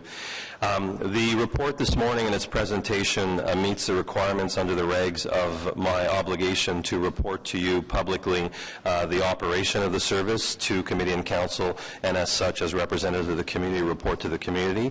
Second item, in 2004, Council directed staff to report back to committee and council prior to every budget year on the performance trends, mitigation strategies, and associated financial impacts to ensure that the service can maintain its baseline performance targets. And so that will be met as well today. Assisting me is Acting Chief Peter Kelly, and Amanda is calmly and appropriately going to be changing the slides for me, right? All right. So, in honor today that the chair presented us on behalf of the mayor, next week is National Paramedic Week. I'd like to personally note and commend all the members of the service who on a daily basis provide tremendous work in the community responding to medical emergencies, and certainly I'm here in honor to present to you on their behalf this annual report. A quick overview of the service and the different areas. Again, the land ambulance side, or the operations side, is we have a legal agreement with the province, and the Act and its regulation dictates how we perform, as well as the funding formula for that, and that's 50-50, and we received 50% funding for that. On the Communications Central, we are the dispatch center for ambulances for all of Eastern Ontario that not only include Ottawa, but our Communications Center is a dispatch service for the paramedics for the United Counties of Prescott-Russell, as well as the United Counties of Stormont, Dundas, Glengarry, and the ministry, because of that supra-regional responsibility, funds 100% of all those costs and dictates the way the Communications Center is operated. And as well, finally, all the legal agreements that are signed and dictated under the Act ensures that all provincial funds that are flowed to the province must be spent in those areas accordingly. This year, one of the highlights I think that's important to mention, the ambulance service as well as the communications center, like hospitals and healthcare, every 3 years are certified to run the service and must maintain strict areas both in the performance standards and the manual of practice. And so the communications center this year was their 3-year, and based on the review, the Ministry of Health and Long-Term Care certified again Ottawa to continue to run. And importantly, I think, next slide please, importantly, certain areas were highlighted by the team, not only that we were recertified, but they they commended staff in some of the areas that we excelled, and we're very pleased with the performance of our communication centers. So kudos to the support you give us every year to be able to do that, but certainly to the members of the communication center and their hard work. Like any healthcare provider and public safety provider, we are the intersection of both public safety and health. Community partnerships are essential to continue to not only integrate within our community and assure that we're providing services that are pertinent and responsive to the community needs, but using different partners to ensure that we can do that. And areas of community partnerships that are extremely important. As you know, offload delays have been something that I've talked to this committee over several years about, and the province has funded 100% a program over the last several years called the offload nurse program. So when emergency rooms are congested and paramedics arrive and there's delays to transition to the hospital, this offload nurse program allows us to continue to return to the community, and that has been very successful. And last year, over 24,000 unit hours were returned back into the community that previously, without this program, we would have been caught, or our paramedics would have been delayed in hospital, not able to return to the community. Other areas that we're working on to stave off demand are innovative areas, and this is one that we're proud of. It's called the TED program. It's a diversion for homeless people that have been identified. 80 members of our community suffer chronic disease and alcoholism that are working with the Shepherds of Good Hope and that are integrated within their program. We are the first service in the province that the Ministry of Health and Long-Term Care granted us permission to transport patients after clinical assessment in the field by our paramedics if they don't have a medical condition but are in a bit of a crisis right at that moment. Instead of going to the hospital, are able to return to the Shepherds of Good Hope by assessment by paramedics. And what that does is these patients then don't get lost in the system, and they're taken charge because of the relationship they have with them. And so these patients are now, I would suggest to you, more appropriately taken care of for their chronic disease, and I think these support mechanisms help these members of society that are right now in crisis, and we're giving them the appropriate care instead of putting them in the system, the hospital system, and they're just rotated in and back out. Community paramedicine was something that we innovated several years ago, and it's, for lack of a better term, it's for those of us that are old enough to remember when, or at least our grandparents used to tell us about physicians coming to home and visiting you and doing home visits. Well, it's the same concept, and what that does is it staves off chronic disease while we continue to have paramedics visiting patients at home as part of an integrated healthcare team. And your colleague, Eli Al-Shantiri, would be happy because we were able to get funding through an initiative of the province, 100% funded for the West Carleton Family Healthcare Team. And what we do is with that healthcare team, physician, nursing practitioners, and our paramedics are funded to go visit identified and targeted individuals in the community to start doing home visits. And what that does is stave off chronic disease. We're able to catch it before it becomes a crisis, and they're dialing 911, and then they're on the emergency side of our business. So again, another innovative way for us to stave off demand. And then finally, we're really proud of our Heart Safe City program, where, as in this building and many other buildings, you supported us in putting for, while it's a small number, a very critical number. So when patients are in cardiac arrest, we have defibrillators in buildings that assist us in saving lives. And last year, 5 lives can be credited by the use of those defibrillators in 2014, and assisted us in resuscitating patients and returning them to the community. And that could probably not have been possible had not been for those defibrillators. As we all heard in international news, in Canada and Ontario got prepared, a crisis of Ebola took place in West African countries, and we had to ramp up not only our hospital capability for a disease that we had never seen in North America, and fortunately we have not had an incident in Canada, but did come across to North America. And as such, special hospitals were identified and given special capacity for this very difficult disease to deal with. As well, the province designated 9 services in the province, of which 1 was Ottawa, supported us in having a special preparedness, specialized equipment, training, etc. for our staff. And one of the reasons was because we were already ready with other all-hazards approach. Our tactical team have full CBRNE capability because of work that we had done post-September 11th and maintained that. That was also seen with the tragic events of October 22nd, where our embedded tactical teams worked with both the RCMP and Ottawa Police during that operation. But that basis allowed us to become a designated Ebola paramedic service. So any patient that would have arrived in a much broader region, I would say from Pembroke all across eastern Ontario, would have been taken charge by Ottawa Paramedic Service to be moved between facilities to the designated facilities, which in our area was the Ottawa Hospital or CHEO for pediatric patients. Again, our submission for cost recovery, which is in the process of being processed right now by the ministry, has been received favorably as a result of them designating us. So again, some pride to be taken because of the support that you have given us to build certain capabilities when these odd situations arrive. Ebola, one would have never thought 10 years ago that we would be talking about that. We were able to do that. And on a daily basis, we get updates from Public Health Canada about returning aid workers that have been exposed to Ebola, and we know where they are in our community, where they're maintained for 21 days, and should an incident occur, we're ready to respond. And fortunately, we've not had that, and as we're seeing, and we hope it continues, that certain countries now in West Africa are coming off the crisis line and becoming back to their normal status. And so finally, so that's item number 1. We've met our responsibility to update you. Item number 2, as directed by Council, is our volume and trends. In front of you, and this is not a surprise for any of you around the table, we've seen this since 2001, and I think we will continue to see it, and it may become actually more steep of a curve as we go on.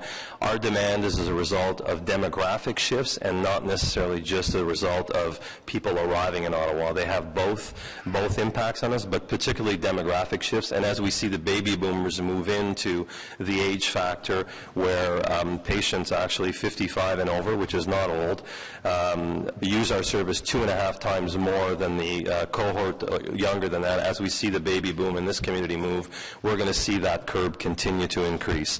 What you have in front of you for clarity and for understanding is we track very closely both incidence and response volume. And just in simple terms, an incident would be if we have a car accident at the intersection of Elgin and Laurier, that would be considered one incident. However, if there's multiple vehicles and multiple patients, there may be more than one resource required. That's response volume, and that's a clearer measure of our workload.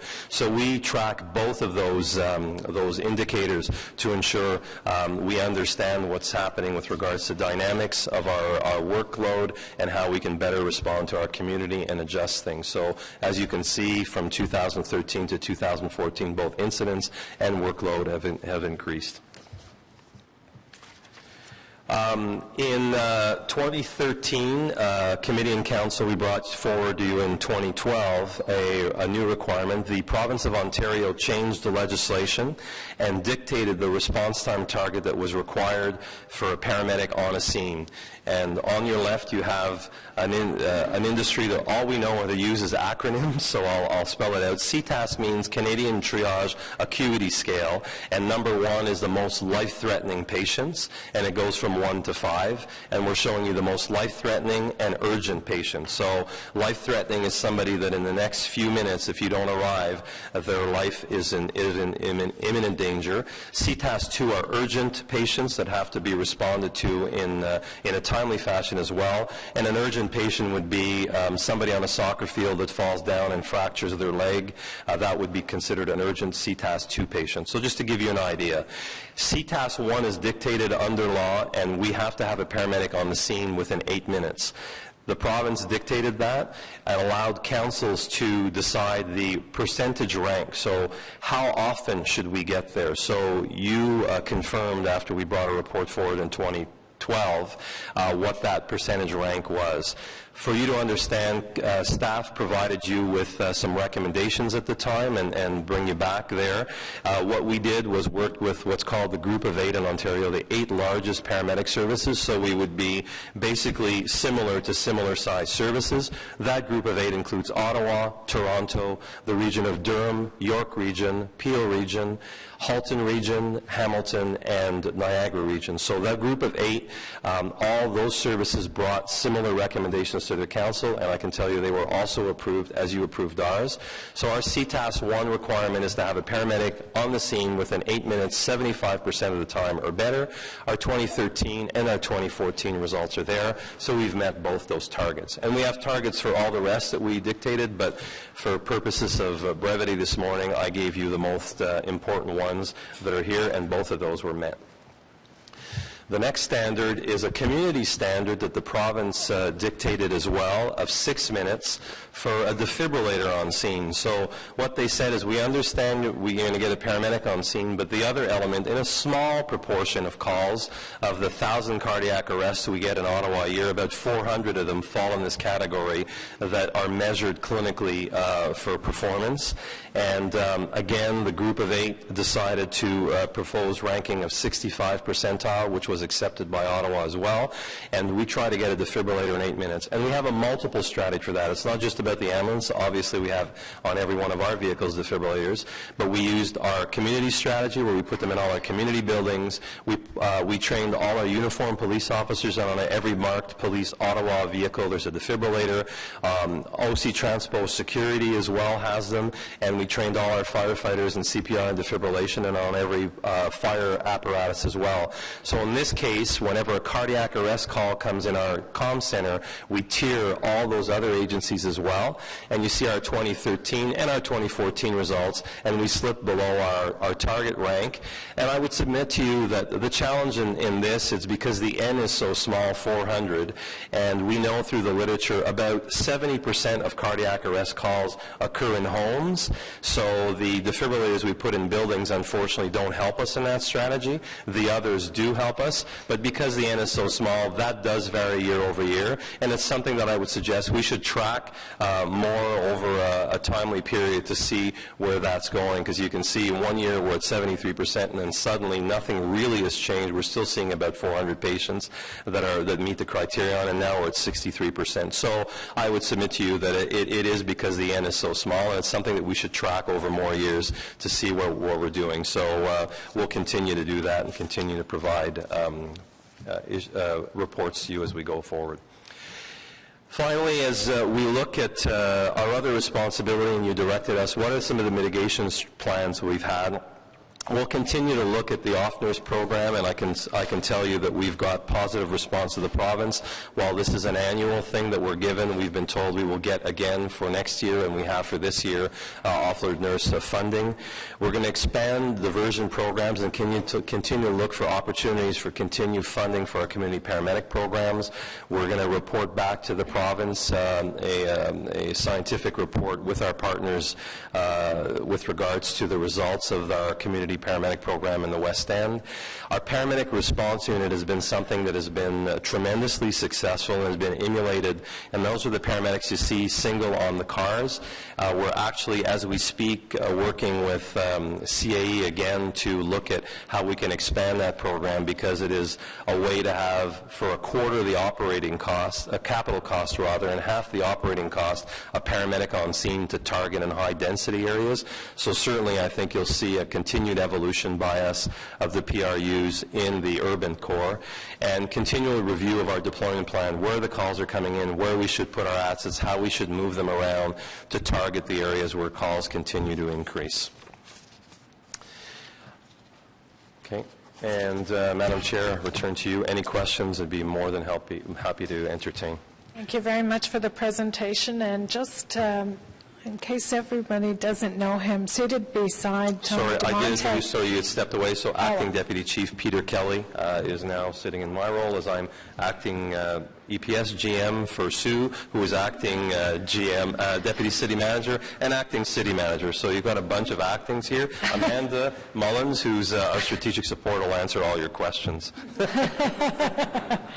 Okay, thank you. She's the only one not acting this morning. Okay. Okay, first question from Councillor Barkington. Thank you, Madam Chair, and again, thank you for your report as well. Two questions. One is the demographic bubble you reference and how we have seen additional requests for assistance, and I think it should be no surprise to anyone that the number of calls and quite frankly the number of urgent calls may be going up in the future. Are we prepared for this eventuality? How are you resourcing this? Will you be coming back to us if obviously the needs outstrip your ability to reply to this? But how do we prepare for an aging population in this context? Through you, Chair, I think your question is quite apropos. I think it's complex. Healthcare is struggling with that. I don't think any of us have done a good job, senior levels of government, to prepare for that bubble. That said, I think a couple of things that we're proud of, and we've shown you some of our mitigation strategies. I think we have to start looking as a profession outside. The emergency response will always be our core business, but I think we have to continue to look at funding opportunities for programs such as our community paramedic program, doing the home visits, seeing the elderly diabetic patient that, is borderline and not necessarily managing things well. How can we avoid that becoming a diabetic crisis and then becoming an emergency so we can save that? I think you're absolutely right, and we've seen it in our shift of calls. In our first few years, our lower acuity calls were a fairly fair-sized percentage of our volume. It no longer is. More than 80% of our calls are life-threatening or urgent, and the rest are scheduled critical calls that have to be transported between institutions. So a patient that arrives at the MOFOR that doesn't have CT scan capability, suddenly the physician realizes, I need a CT scan, maybe we've got a bleed. We're urgently transporting that patient to the university teaching centers at the Ottawa Hospital. So we've moved away completely from the old adage, and I think we're seeing that on the other side. So we have to continue working at that. We're not the only ones. We're struggling across the country with that. To your other more direct question, yes, we're looking and we continue to track, and we will be providing you with, we're looking at the mitigation that we can do, and when does that catch up with us? The report, we've talked at the last 5 years, we have a 21% increase in call volume. If you do the math of 2013 versus 2014, it's 7.2% increase in call volume. That'll obviously catch up to us, and we'll have to resource as well. We're working like all the other departments currently for the next budget cycle, and actually, as you've directed, a 3-year budget outlook. So we'll be providing that, and we're doing some work right now. It's not complete. We'll be providing that in your budget overview for the rest of your term. The other question I have, thank you for the information, is regarding your system performance data. I believe it's page 9 of your report, and while I recognize that you are meeting the performance targets of 75% in all cases, the data that you provide us for 2014 compared over 2013 in the first 4 standards, that is 8 minutes, 10 minutes, 15 minutes, 20 minutes, seem to have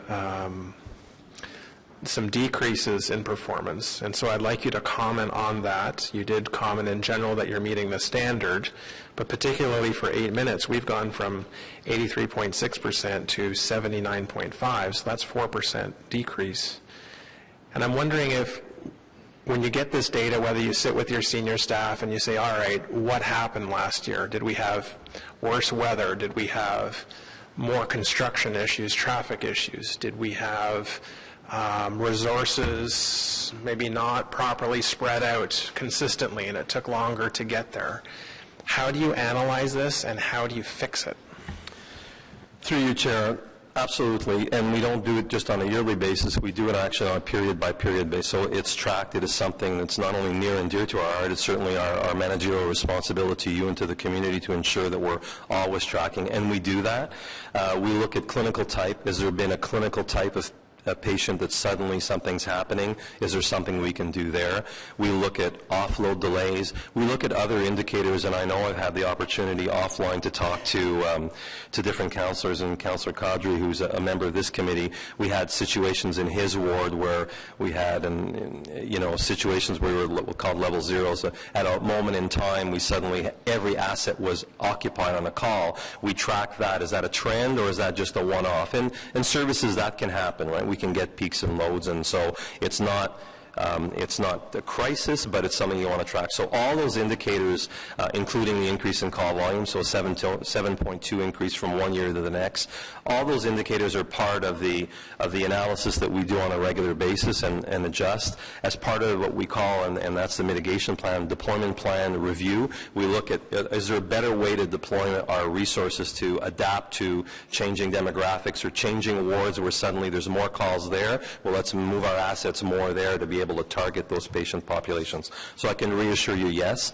I think what you're seeing here, and it's not going to surprise anyone I'm going to say this, you're seeing actually the pressure of that wave starting to erode our capacity to perform well, and it is going the other way, and that is what we need to look at. So we're looking at mitigation strategies, we're looking at deployment plan updates, and we're looking at, well, what does that mean for our next budget cycle and our next future budget cycles? So all that put together, we have to do a good analysis of that, and then our obligation will be to you bring the best professional advice of what are the elements that we need. Is it resourcing? Is it mitigation? Is it a little bit of both? And it's more likely it'll be the latter, a little bit of both, to continue to adapt so we don't erode past what will clinically be impacting mortality and morbidity. Thank you for that, and I appreciate your frank replies to my questions.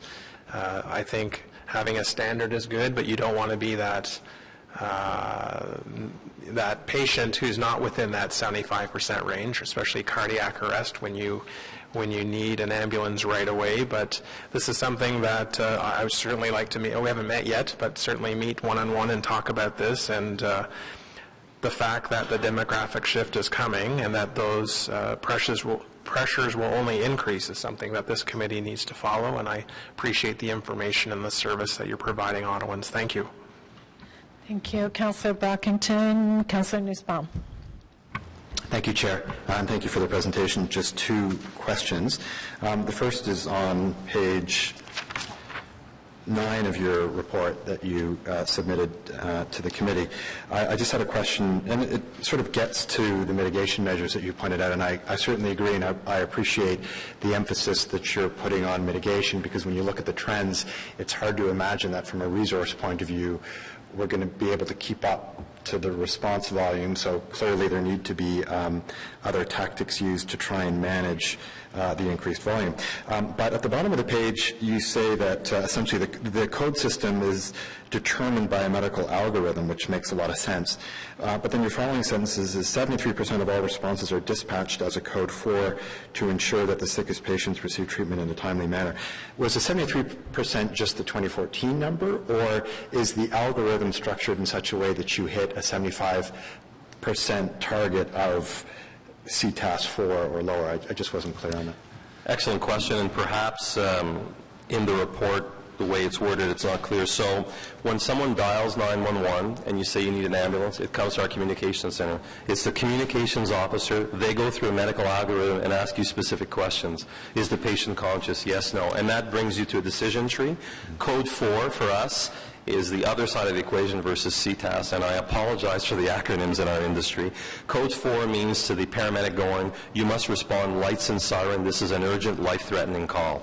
And so of all the calls that enter the communication center, 73% of them last year in 2014 were required a life-threatening call and required a lights and siren response. And we measure that year over year, and it's been about in that range all the time. So it's got nothing to do with the response time target. And I apologize because the numbers look the same. So that's the call taking. When the paramedic arrives and does a clinical professional assessment, the return code, then we go to the Canadian Triage Acuity Scale, and that's where we categorize that patient. So I guess the other example, when you arrive in the emergency room and you think I'm having chest pain, or I arrive and say, "Doctor, I'm having chest pain," the nurse that takes me is going to classify me urgent right away and get me in front of everybody. Once the doctor's done my 12-lead electrocardiogram, taken my bloods, and taken an assessment, he says, "Yeah, Tony, you're not having chest pain, you're having indigestion." That's where he'll rate me as a CTAS. So it's two distinct ways of measuring for two different things, and I apologize if it wasn't clear in the report. So the code is essentially a triage methodology, and the CTAS is the analysis methodology. Right on. Exactly the right way of describing it. Okay. My second question just relates to your mitigation measures, and again, I think that's great that you're focusing on those, and I thought the paramedic response unit example was very interesting. And I actually had an experience with it earlier this year with a visitor at my house, and it was wonderful service. I'm wondering to what extent you're also working with the fire department and the police service, because one of the things you do hear about are maybe the possibility to gain efficiencies in terms of not deploying multiple services to single calls. I'm just wondering, I didn't see that in your mitigation plan, but I'm wondering to what extent that's a feature of your approach. Through you, Chair, and actually that's a good question. Actually, that was led by Ms. Jones. We, a couple of years ago, and Sue, remind me, we had presented to Council a whole bunch of strategies. One of them was a review of our tiered response strategy, which we did exactly that work. We implemented that, and we have a committee now that's tracking that, and it's actually been very successful. And what that does is it looks at every opportunity with the different skill sets of the providers you've talked. How can we send the right resource with the right skills to the need of the citizen? And for instance, and let's talk about police first, mental health issues are becoming more and more of a challenge in society. It uses an enormous amount of our time, an enormous amount of police. We're working with them, and we're working with the Royal Ottawa and other strategies to see how we manage some of those patients. On the cardiac arrest side, we talked about it. One of the things we need to know to do is our dispatchers now are trained, and if you call for a cardiac arrest, they'll teach you over the phone how to do CPR, which helps us.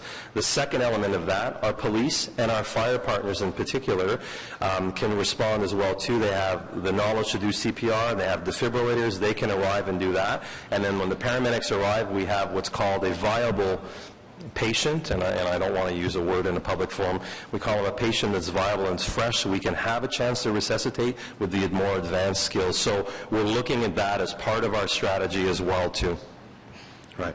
And so I assume that there is a percentage in all of your response volumes of, I guess, what I call false positives, so incidents. Yeah. To what extent is that an issue where you send an ambulance and at the end of the day it wasn't really necessary? Yeah. That's a great question, and Chair Deans will remember we had done a lot of advocacy, so we're back to the call-taking algorithm. Right. There is another call-taking algorithm that's used internationally called AMPDS. The one we use in Ontario is the one we're using, and it's used in every communications service in Ontario except for two. Called DPCI, again acronyms, Dispatch Priority Card Index. It's a medical algorithm, it's good, but it has a tendency, to your point, to be, and I understand it, to be more on the side. It's very, very cautious and very risk adverse. So if you answer certain key questions, we're sending everybody lights and siren, and that is a tremendous drain on our resources. And to your point, then when we get a paramedic there and does a clinical assessment, say, well, this is really not that life-threatening. So there is perhaps a possibility that we could diminish that delta a little bit. Two communities, Toronto and Niagara, are using the MPDS tool, which is used across the world in other jurisdictions, and that one you'll see the diminishment of the emergency calls go from 73 to somewhere in the neighborhood of 40%, and that would be helpful for us. That's a huge delta. We've done a lot of advocacy. This chair and previous councils have helped us a lot. I'm hearing from our friends at the province that there may be some changes forthcoming to that, and that may become the new provincial standard. So that would be, again, helpful, and that would follow the mitigation strategies, and maybe that gives us a couple of more years of growth without other pressures. So very, very positive news, hopefully, coming in the next little while. And thank you for that, because you went to the crux of one of the challenges that we have. Thank you for those answers. Thank you, Chair. Thank you, Councillor Nussbaum. Councillor Kadri. Thank you very much, Madam Chair, and thank you very much for your presentation, Chief DeMonte.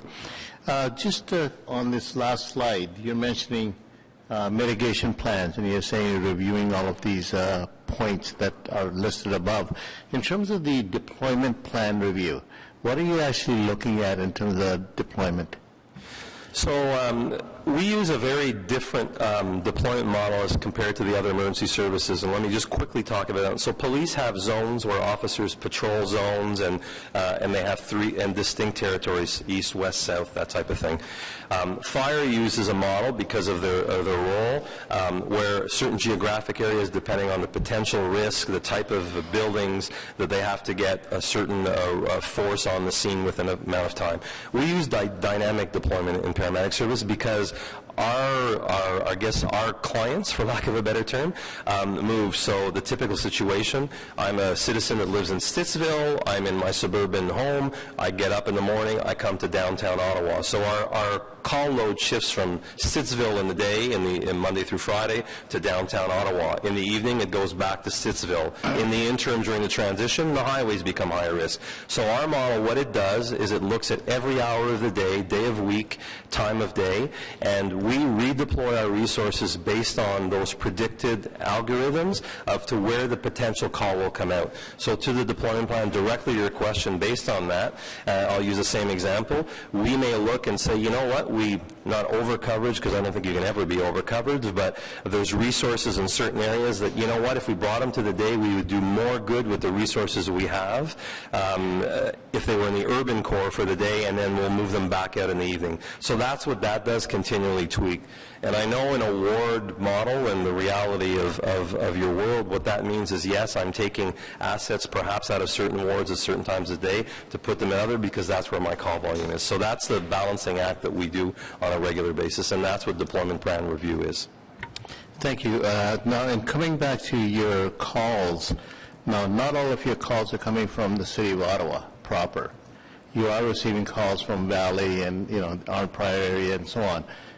The deployment plan, would that be similar to those municipalities, or do they have their own deployment plan and work with you guys? How does that model? That's a very good question. So each municipality, we're the dispatch center for all of Eastern Ontario, but when a call comes in Renfrew, it's the Renfrew County Ambulance Service that will dispatch to their calls. Same thing in Ottawa, same thing in Prescott-Russell, same thing in SDNG.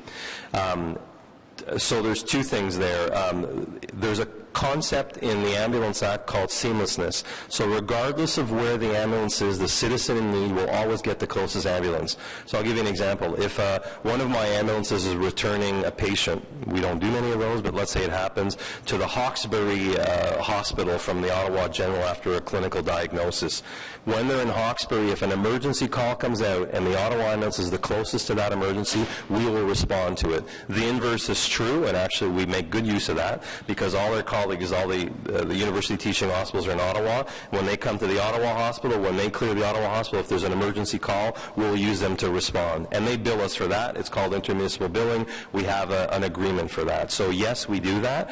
But I guess the other side of the question, if that was part of your question, we will not. Our deployment plan is for Ottawa, and it's based on the needs of the citizens of Ottawa. Theirs is based on the needs of their citizens, and they are accountable to their councils for that as well, too. Thank you once again. And coming back to your earlier comment about the couple of incidents in my ward regarding zero service level. And we've had a conversation, but I think we need to go further on that conversation. And working with yourself and the chair of this committee, we will come back to that conversation later on. If you can just explain to the audience and to my committee colleague, what does the zero service level mean in terms of your terminology? So again, and I don't want to overemphasize, it's one indicator amongst others. All services, I would submit to you that my colleague Chuck Borla would say it could happen in police as well too. At one moment we get a sudden peak because something's going on, and every police asset is occupied on a call. So that's what level zero, at that moment in time, we had every single one of our assets that were deployed on the road were occupied on a call. So we had no other asset to respond if another other call came out. They're few and far between, and after we have chatted, we now, as part of our indicators, and Councillor Brogdon as well talked about it, we have that as an indicator to see, and we're measuring that on a monthly basis to see how many of those incidents we have, and we're tracking it as another indicator of the system. Is it under duress, or is it just these one-offs? And when we have one, we look at what was happening there. I can tell you on October 22nd, we had a level 0 at one point because of what was going on. It didn't last for very long, and some of them are very short in duration, and we have measures where we can call colleagues in, we can call the hospitals and try to do all sorts of mitigation strategies. But it happens in paramedic services across the world that you can have those moments. What we don't want is that's our consistent status, because then we've got a problem. We're not balancing resource capability with demand on the service. Thank you very much, Chief Demande. Thank you, Madam Chair. Thank you, Councillor Cadre. Anyone else? Councillor, sorry. Thank you. I've been listening. A lot of the questions and comments have been submitted, but the one that I think I wanted to hear from you was the situation at the hospital.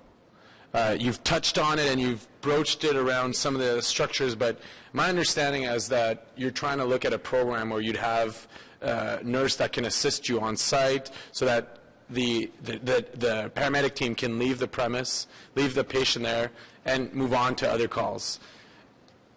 Can you provide just a context of where we're at, and if we require to push the province or our hospitals on that some more? So through you, Chair, excuse me. Yeah, we, as you're well aware, the health, we've been talking about demographic shifts and that. So the emergency rooms, if any of you have visited recently an emergency room, unless you're literally a CTAS 1 or really critical, you're not getting ahead of the queue. They take patients in order of priority with regards to their, and so things back up. The same thing with us. So we'll arrive with a patient that may have been an emergency response, but because the paramedics arrived, a diabetic coma, we start an IV, we give them dextrose, they come out of their coma, we stabilize them. Now we're bringing them to the hospital. They're no longer life-threatening, they're now stable because of the intervention that we've done, so we're now in the queue as well too. We all watch American television, and you see the paramedics running in with the stretcher. Hi, doc, I have this, and they switch the patient, and it's all great. That's in the movies. That doesn't happen in real life, so we're backed up as well, too. Several years ago, and actually, I think if it's not, it may have been two committees ago, two councils ago, this became a crisis across Ontario, and the province did step up. They fund this offload nurse program, but it's an annual funding. We have to make a request annually. We have to provide the analysis of the previous years. So this year we had over 25,000 unit hours that would have been lost waiting in the hospital, returned to the road, because the province funds us for an offload nurse program, and in certain hospitals, that are actually all of them except one, we have nurses and 4 extra beds is the Montfort, because, well, it's just because we looked at where the most patients go and where our biggest problem was, and we invested the money to get the biggest bang for the buck, and it's so the Ottawa hospitals are the first priorities. The Queenway was the next, and then after that we didn't have enough money left for the Montfort. So we targeted by order of priority where we're going to spend those costs to be able to have the private nurse. So there's a nurse there at peak times, 4 beds, and it's not for patients arriving, it's just for the ambulances. So when we arrive, and it's at that moment that there's no more beds in the ER, and we'll offload there, and then we can return to the community, and then later on they're absorbed in the system. It's not that the system's not absorbing these patients, it's that at that moment, for lack of a better term, and perhaps the discussion I just had with Councillor Cadre, they're at level 0. They've got no beds available and we're arriving in the emergency room. So our offload now, we put them on this nurse with these 4 beds just for us. We can return, and then in the next hour, somehow they're absorbed. So that's how that's managed. It's working well. Every year we've been successful at getting funding. I have no doubt that we'll continue. I would tell you, though, as a manager, we're not resolving the issue, or the province isn't resolving their hospital issue. They should resolve the issue about patient flow and all that, but that's more complex for them to get into right now. So I hope that answers your question. Yes, thank you. And a bit like I did for bylaw, I mean, paramedics, we don't hear from you guys because things are going very well. We hear you at the annual report, which is today. What you do for our city is essential, and you do it in a seamless approach. And it's also within different departments, municipally and provincially, and the way the service is delivered, there's no fear to the client, and I think that needs to remain, is that you make that call when it's needed, you guys are there, and on our end, we figure out all the administrative number of, well, not us, I'm meaning the city, not us, meaning committee here, but we figure out our delivery model and our approach. So thank you for that. Thank you and your colleagues. Okay, anyone else? Seeing none, thank you for the presentation received on the report. Received. Moving then to item number 5, response to taxi-related council motions of April 2012. Ms. Jones, I'll turn the presentation over to you.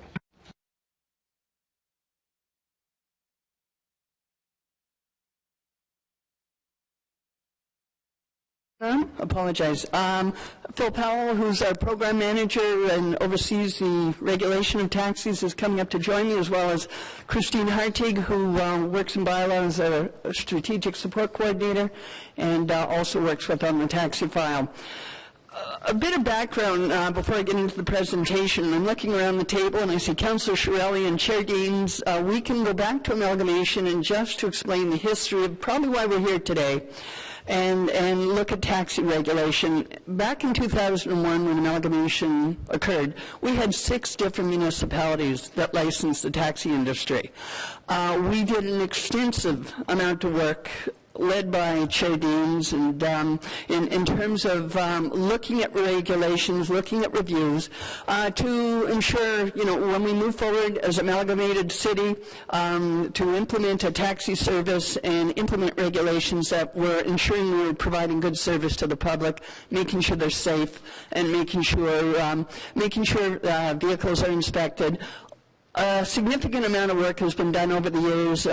Taxi course was introduced in, I believe, the early 90s, where every taxi driver who works in the city of Ottawa takes it's a month-long course to ensure they can provide this service. We added to that course the requirement to take an accessibility course as well, because we know the demands in that area. We had, in terms of the need to serve the accessible community, we had 1,001 plates, I believe, at amalgamation. At that point in time, we only had 1 accessible taxi cab operating in the entire city of Ottawa.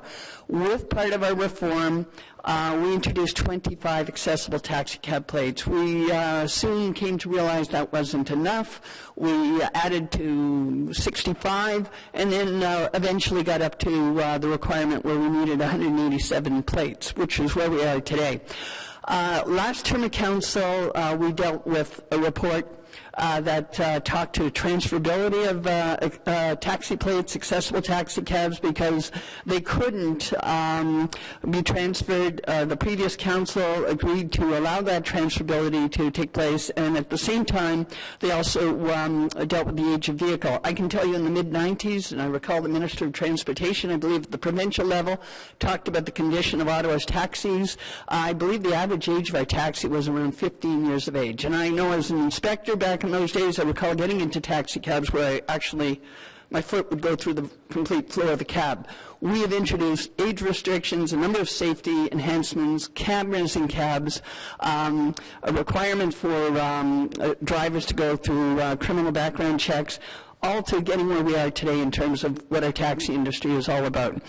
The last term of council, when we dealt with the age of the vehicle, which added 1 year on, so 8 years is the age limit of a cab before it has to come off the road. There were a number of directives that the previous council asked us to come back and report on. So we're here today to talk about those directives and to talk to you about our go-forward plan on where we want to go with taxi cab regulation. So with that, Christine, one of the directives we were asked to look at is taxi plate fees. We know there's a lot of discussion, and has been, we're not only in Ottawa, the amount of a taxi plate, and is there the ability for municipalities such as the City of Ottawa to maybe recover more fees municipally in terms of what the plate value is. Typically, municipalities right across Canada, we don't recognize it. We are the regulator, and we have authorities in the Municipal Act on what our role is with respect to licensing fees. We've looked at this, and we're here to say today, and we have legal here to talk to it if there's going to be questions, is that essentially the Municipal Act is about regulating, and when we're imposing fees, we have to take into account our cost to administer and enforce. So with respect to, should we be charging higher fees? We're saying no. We don't believe we have the legal authority, and we think that would put us at risk of being challenged. And then we go back to the philosophy of why are we in the business? It's about regulating, and it's about health and safety.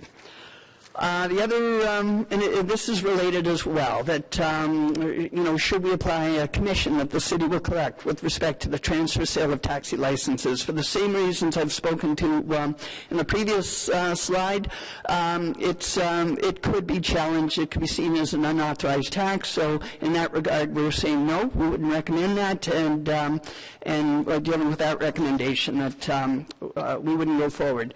The other question and discussion that came up with the previous council was when plates are being sold between one plate holder to another, should the City of Ottawa maybe have first right of refusal?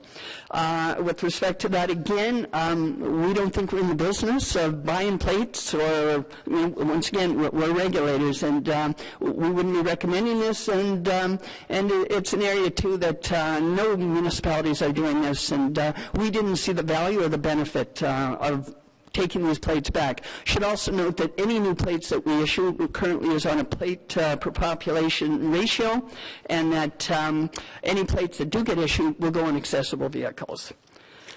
And then one of the areas, too, that we were asked to look at is that as we're going forward, and we know we have the AODEA, the Accessibility for Ontario Disabilities Act, and our need to look at that and ensure that when we're providing public transportation services and regulating it, making sure we're meeting the needs of the accessible community.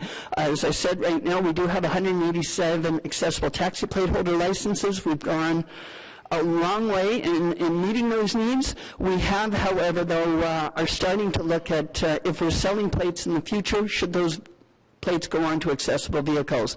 At this point in time, we're not prepared to make a recommendation. This is an area that we want to look at closer. We want to consult with the accessible community, consult with the industry. We want to work with OC Transpo and what are the needs for paratransport going forward and how we're going to meet those demands, and recommending that we'll come back and report on that when our comprehensive review is done. And then, yes, I've just talked about the standard plates, Chris. Move on. Yeah, and then what we're here to talk to you about as well is we did an extensive amount of work after amalgamation, went out to make sure we hired a consultant, and we looked at regulations and what should we go forward with respect to a taxi bylaw. Since that review, we know we've had new situations emerging. We've got technology that's now entered into the flow on how we can provide service in the future. We're recommending that we undertake a review, looking at probably hiring outside help, and that review will actually once again look at the taxi bylaw and how should we be providing taxi service in the future as we go forward. And once again, we've got to talk about public safety, the accessibility, and how we're going to meet that, and understand the role we're in. It's about consumer protection. So want to go out and meet with the public. I think Chair Deans will recall that I don't think we had any members of the public come out and consult when we talked about taxi regulation back after amalgamation. I'm encouraged by the number of people that are actually reaching out to us now that want to look at a new model, look at a new service, and I think that's good. So we'll take the opportunity to go out and meet with those individuals who are interested, all the stakeholders, and expect to report back to this committee in January of 2016 to talk about a plan going forward. So with that, happy to answer questions, and that's the end of my presentation. Okay, thank you for the presentation. Are there any questions? Councillor Reglai. No, you do the delegation first. Yeah. So there is one delegation. I think we're just going to call the delegation first before we get to questions. So the first delegation is Amrit Singh.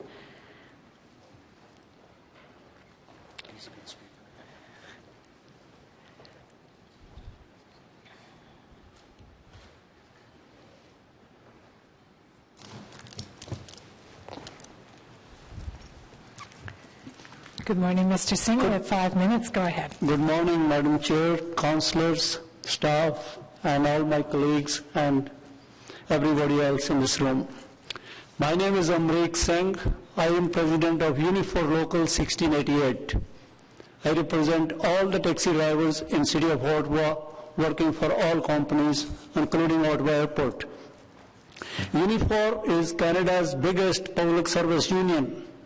We represent 305,000 people across the country. In Ottawa, we represent workers in many other areas, but specifically today we're going to talk about taxis. We just heard about modern technology, innovation, all good, competition, welcome, but on what price?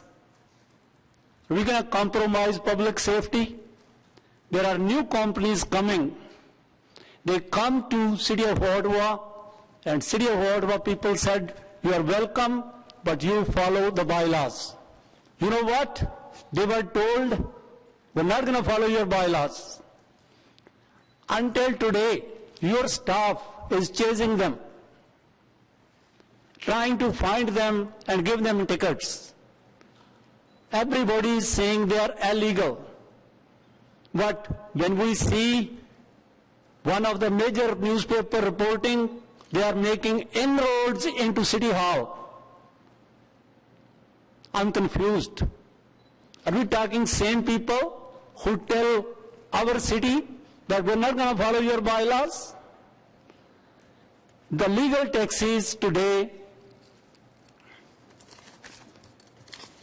we have all kind of technology. We had our drivers every second year go to Ottawa police station and bring a certificate to the chief license inspector that they have no criminal charges. We have, our vehicles are safe. Every year, twice, we bring the safety certificates and give it to City of Ottawa. City of Ottawa itself check our cars twice a year. We have to bring abstract from MOT that every driver have a good driving record. You know, the so-called competition, they have to do nothing. I have to produce all these things in front of the chief license inspector. They don't. Whenever I change my car, it have to be less than 5-year-old. And by the time it's 8-year-old, it's out. You know what? The innovation people, when they bring their car, it have to be less than 10-year-old. They can run it until the death of the car. Where is the safety? We all are talking about public safety, driver safety. Next year we're going to talk about the bylaws, big review is going to go. We insist that the public and the driver's safety should be a paramount issue. Nobody, does not matter how much money he have, 1 billion or 40 billion, should not be allowed to break city's bylaws openly. Otherwise, in my own view, we don't need city councils. If people are going to come and say, we know you have bylaws, but listen, we have a lot of money, so we're not going to follow your bylaws. Okay? Our taxis, they are marked at least at 10 places.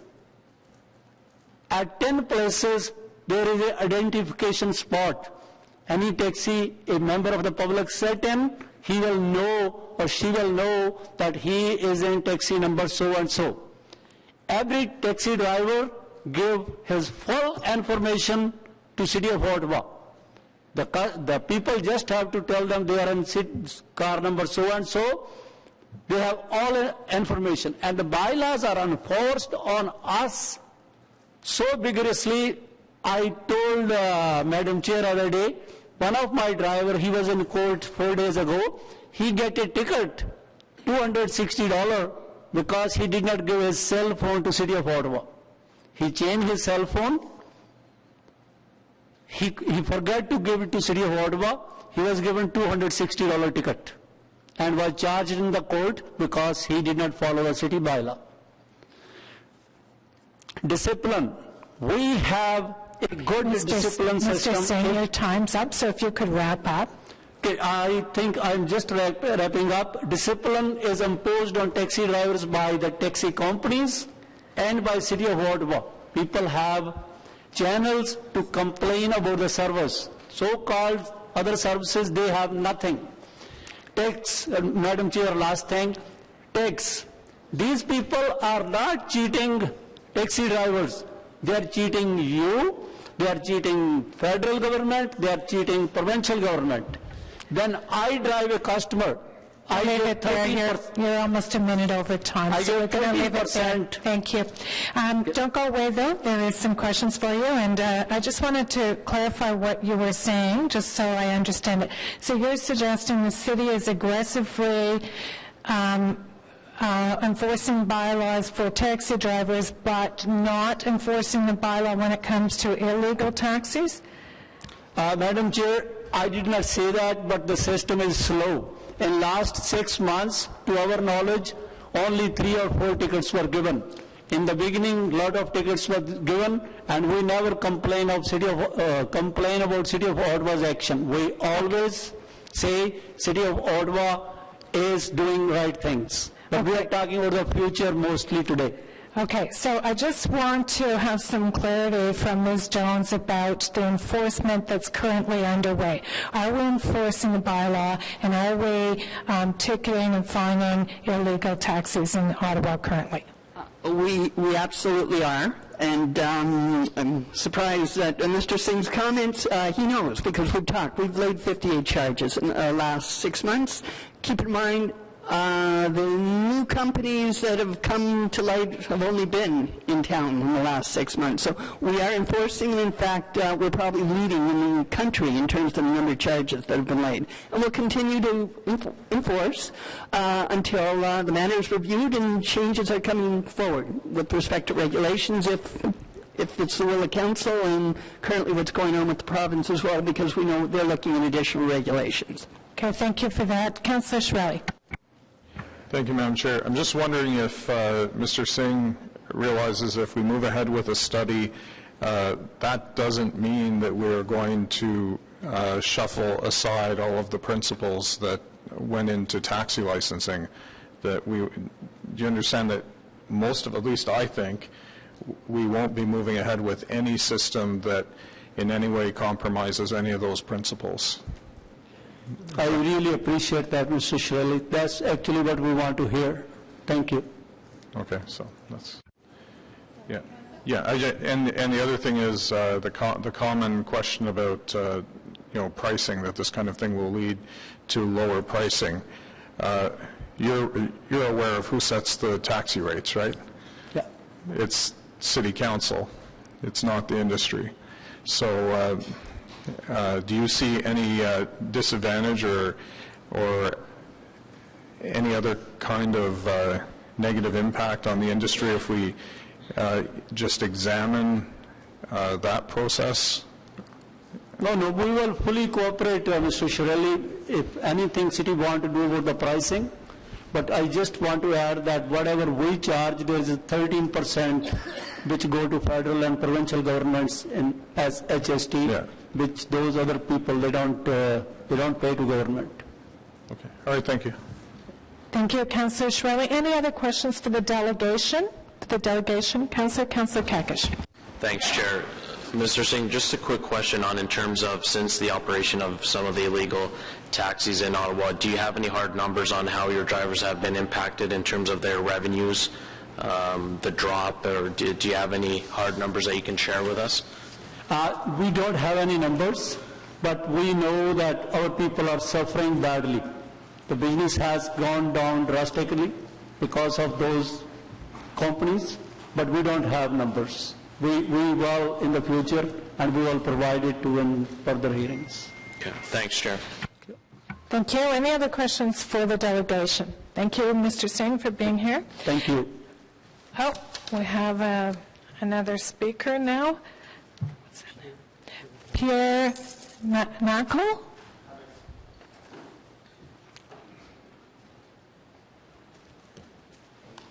Good morning. You have 5 minutes to address the committee. Go ahead. Good day.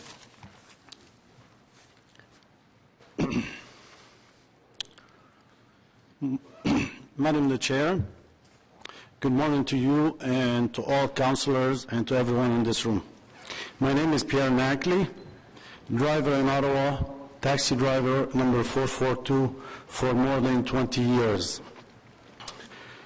I'd like to respond to some of the city staff report on taxi and limousine regulations. The taxi business in Ottawa have been very well regulated. And over the years, many restrictions have been placed on the taxi industry for the benefit of the public, taking in consideration the public safety and the consumer protection and accessibility of the service, especially for our aging community. The restrictions and guidelines like drivers' criminal checks, driver abstract, intensive courses in Algonquin College for 6 weeks, and only if we pass the test, we can be getting the license that is going to be issued by the chief licensing officer. And this is in the city of Ottawa. After purchasing a car, that falls under the car age limit of the taxi bylaw. A mandatory commercial insurance that covers up to $3 million liability, again, for the public safety. Then vehicles have to go through inspections and safety checks twice a year, and a camera in vehicle, and that's for the safety of the public and the drivers. And a meter sealed and controlled by the city of Ottawa. And a fixed tariff is set and regulated by the city of Ottawa. Our meter don't fluctuate up and down on an hour-to-hour basis. And our tariff contains 13% HST that we collect and pay back to the government.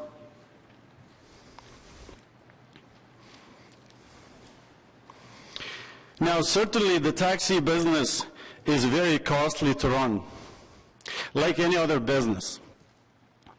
And that is because the heavy regulations, and here we're not complaining about the regulations, we're still the fine citizens who comply with all the taxi regulations because we follow the law. And we believe in that, and that's why we're not complaining about the regulations. We're still going to comply, but we like a fair playing system across the board. Now,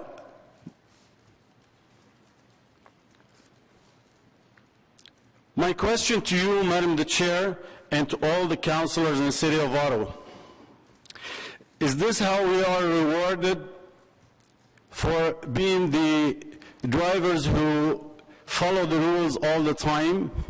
We're falling down in the hands of new companies who takes care of, takes more of our business under no regulations.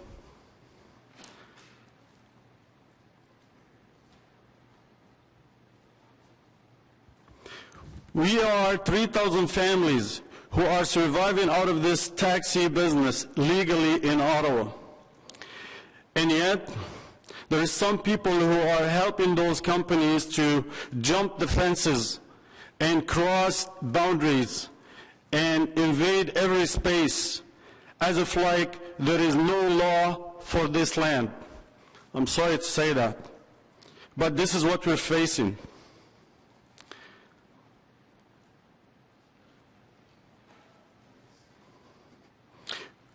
We ask the council,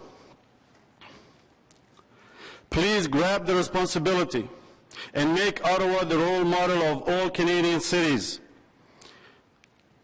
and make that decision in a solution that will be Uber or other companies like Uber is a dispatch company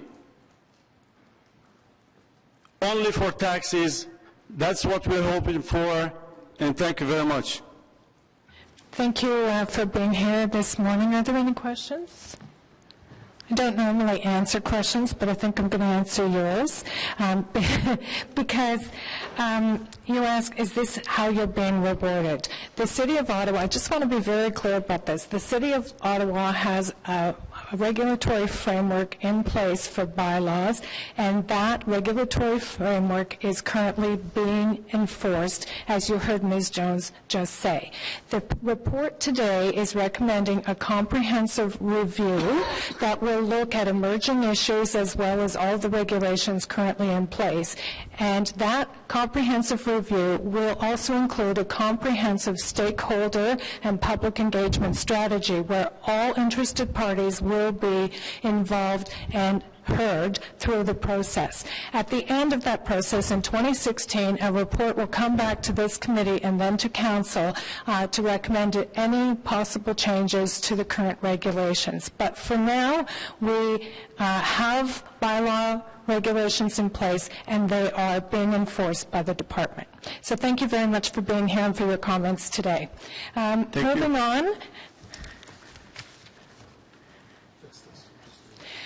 I don't know if I can call this name, but Vestus Absa. I don't think I can get the last name. You'll have to tell us.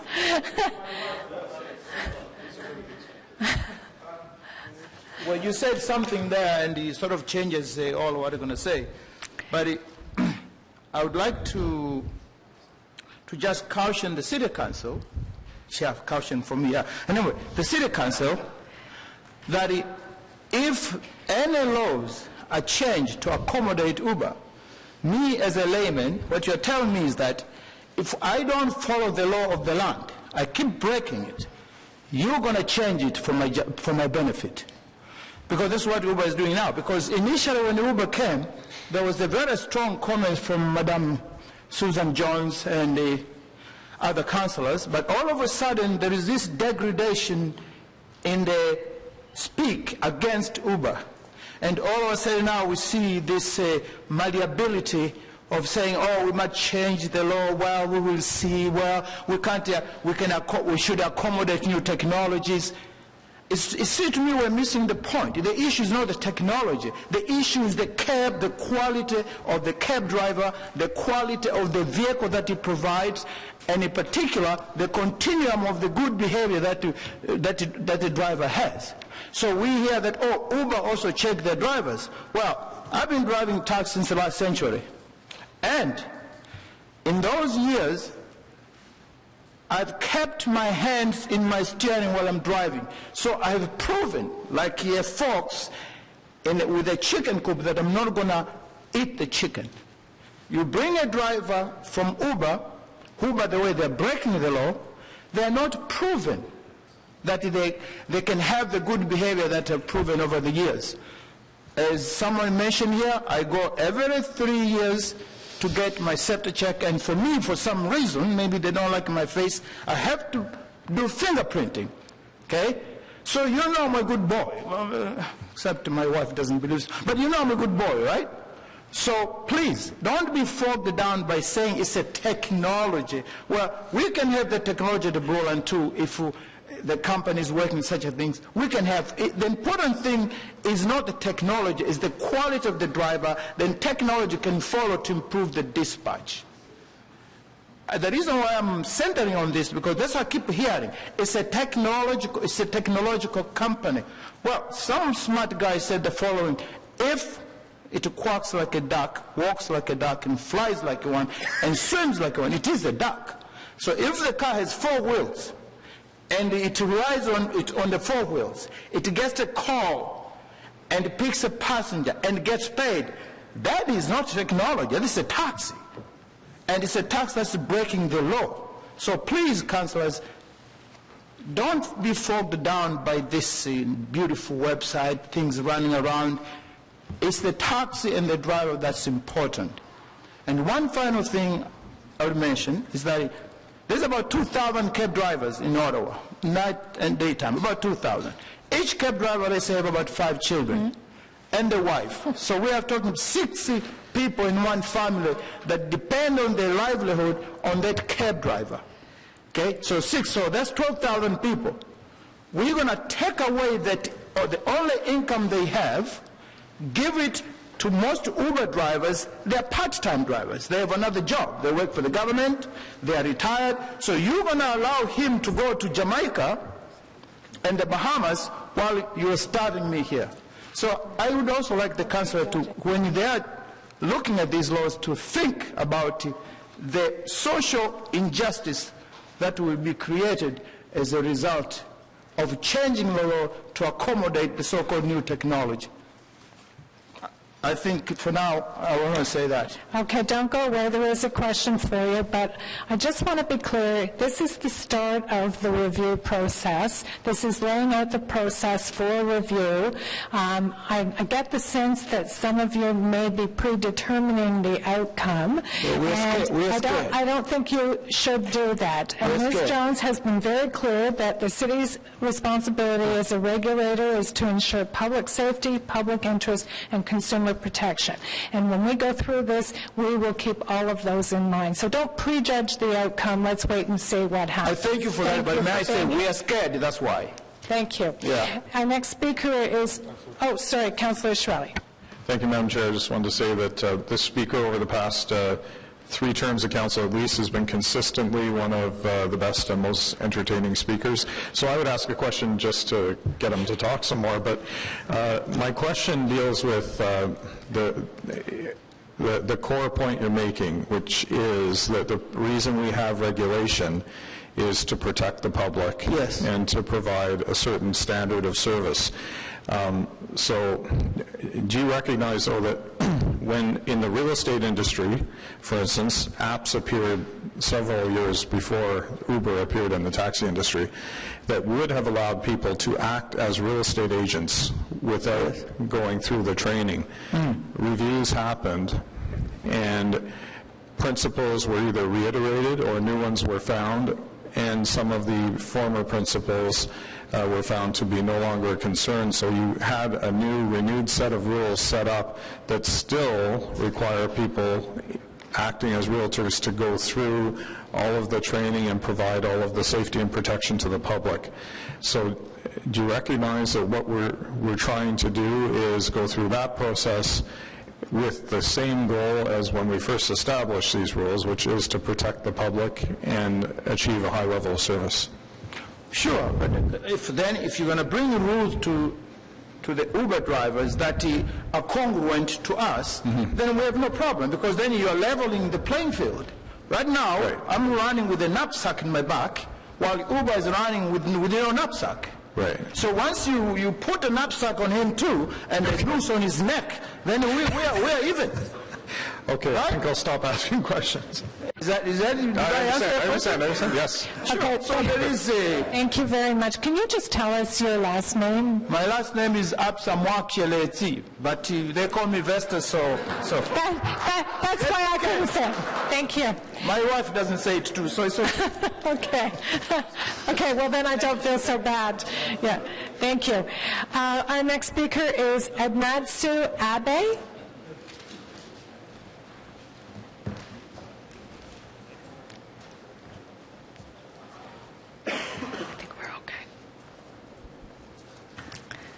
Good afternoon, Mr. Abe. You have 5 minutes. Go ahead. I guess it's good afternoon.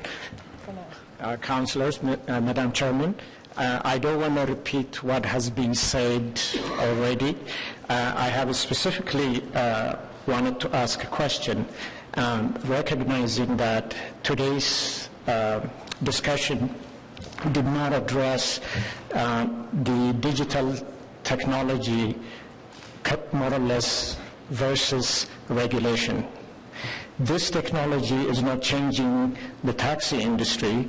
It is being tested in different other business sectors, be it hotels, car rentals,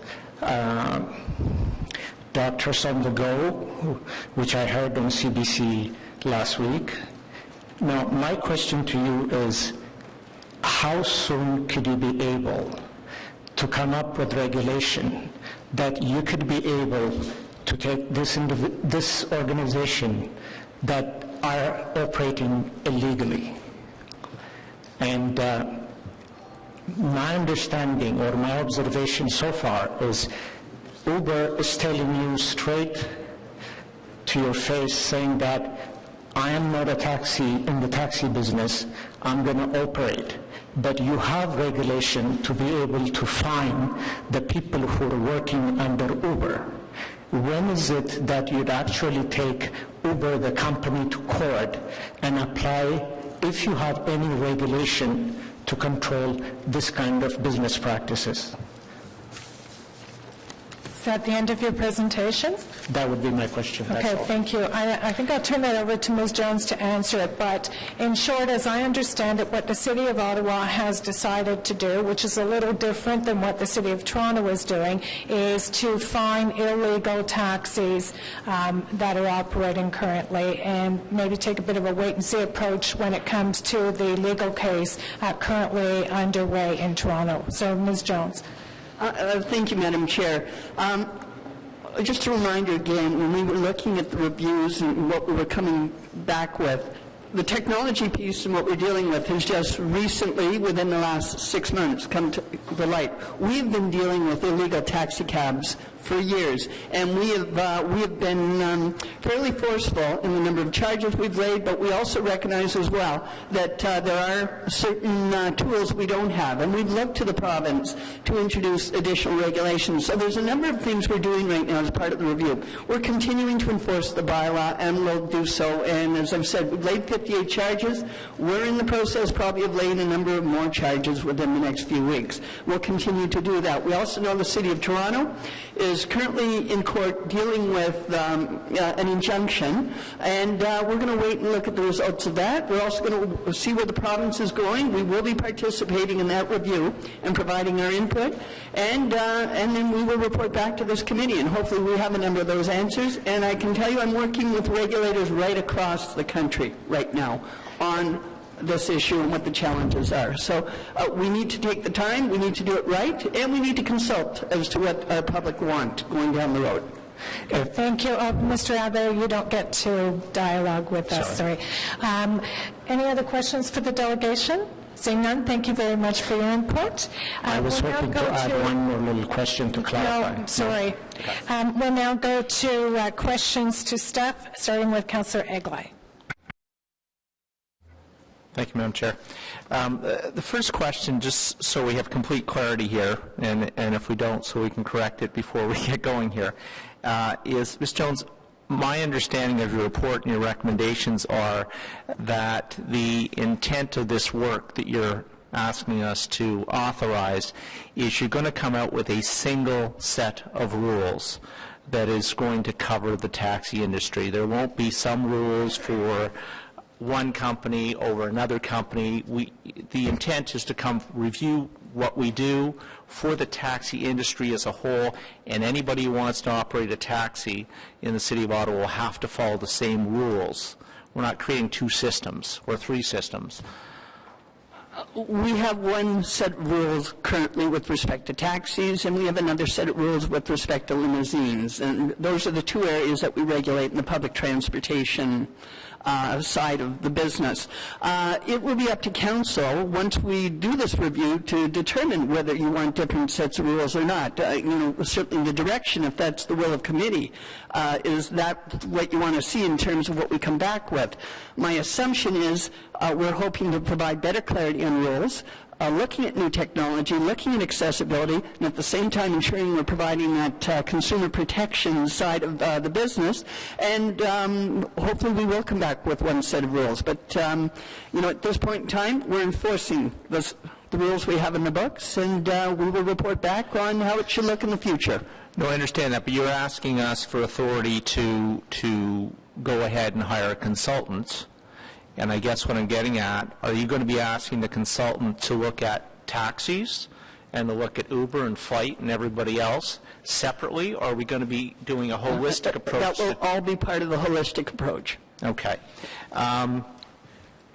Now, in terms of the consultation process, I would, again, this is question/direction. I would hope that you are using, I'm looking at your report, page 7, you set out the 3 concerns: public safety, accessibility, and consumer protection.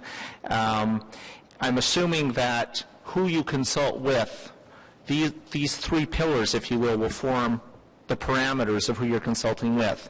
And by that, I'm hoping that not only are you going to consult the taxi industry and the emerging technologies, but also the users, whether it be the hospitality industry, the airport, and most importantly, the people that use the cabs, and the more vulnerable groups, especially the seniors groups, the accessibility groups. I'm assuming you're going to pull from all of those areas to give us a comprehensive review of what is and what could be. That is correct, Councillor. And in terms of a model, obviously there will be consultation at committee meetings and what have you. Are you looking at setting up some sort of a stakeholders group to somewhat similar to what they've been doing in planning, for example, in certain studies? So bringing in people from the industry and the users and whatever, and putting them all together in the room to have a discussion. So can you tell us a little bit more about how you think the consultation process will unfold? We actually already have a group that we meet with in terms of who's within the taxi industry, and the Chief License Inspector meets with that group regularly, and we'll be meeting with them. So yes, the taxi industry themselves will form part of the stakeholders, as well as all the other groups that we intend to meet with. We know the Accessibility Advisory Committee. We're going to be going there, making a presentation and seeking their feedback. And we've been keeping a list of all those members of the public. I alluded to earlier that we had very few members of the public come and consult on taxi regulations in the past. We have a significant interest now. They will also all be contacted and notified to provide their impact or their input on where we're going. Okay, and in the slideshow, when we talked about the accessible plates, you indicate there's 187 currently out there, and then there's a statement that says no more will be issued, or something to that effect. I think I gathered from your comments, though, that that's also something that, even though it says that in the slideshow, that's something that you are going to review. And I referenced Chief DeMonte, or whatever his title is right now, in the acting chain, his comments about the bubble of 55 and over and the impact that's going to have on the city's health services. I'm assuming that also there's going to be more people that are going to be wanting accessible cabs. So I'm hoping that is also part of the review going forward to determine what we need to do to meet that demand. That will absolutely be part of the review. And as I talked to earlier, we have 187 plates out there. We do have a plate per population ratio. So every time the population grows, I believe 750, pardon me? 784, we issue a new plate and it has to be accessible, but we're also talking about standard plates right now that if they get sold in the future, we may be looking at requiring, similar to Toronto, that they have to go into accessible taxi cabs. So we definitely are looking at our demographics and what the needs are going to be and see how that can complement our paratransport service. Okay, I'm pleased to hear that. The number that you gave, the 784, I think it was, is that just tied to the number of people, or does that also take into account the age of that cohort? The last time we reviewed that, and I believe we did it in about 2005 when we came up with the number that we needed 187 accessible plates out there, that was just tied to population. We weren't taking into account the demographics. So part of this review is going to take into account the demographics and determine maybe a more appropriate ratio on how we should issue plates in the future. Excellent. That's exactly what I wanted to hear. And the final question I have is, you've indicated that you would like the authority to hire a consultant to assist staff in going forward in this. Do we have any sense of what that consultant may cost? I see that it's going to be dealt with, the approval process will be dealt with in the SIs coming forward. But do you have a sense of what that number might be? I think in recognition that we're likely going out to do an RFP, I don't necessarily want to identify a cost until we can get the best deal for members of the public. So there is money. Also an excellent answer. There is money set aside at this point, but it's the overall comprehensive review, and perhaps when we talk about the strategic initiatives and where we're going, we can have a bit more discussion on that. Okay. Thank you. Thank you, Councillor Eglad. Councillor Brockington. Thank you, Madam Chair. Can you, Madam Jones, just tell me what the frequency of bylaw review of the taxing industry consists of anyway? Would we be doing this review? Is it within some sort of frequency anyway? How often did we have a comprehensive review? Certainly in the history of taxi regulations since Ottawa amalgamated, we did some extensive review work back in early 2001 through to about 2005, 2006.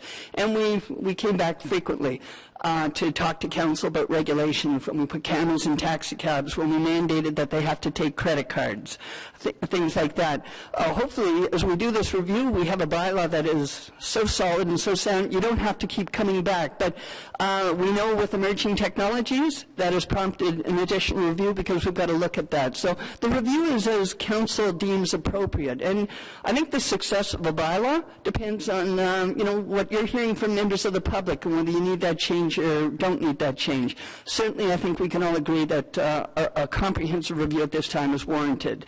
And whether we come back after the fact depends on what council want to change, improve, and amend in bylaws. And that will dictate if we come back. And that's what I would underline, is that I would want us to have this review anyway, regardless of what was happening in the marketplace. If it's been 10 years, we're well due to have that look at the current industry, the regulations that guide that industry, and just make sure that our industry is in the 21st century and not the past century.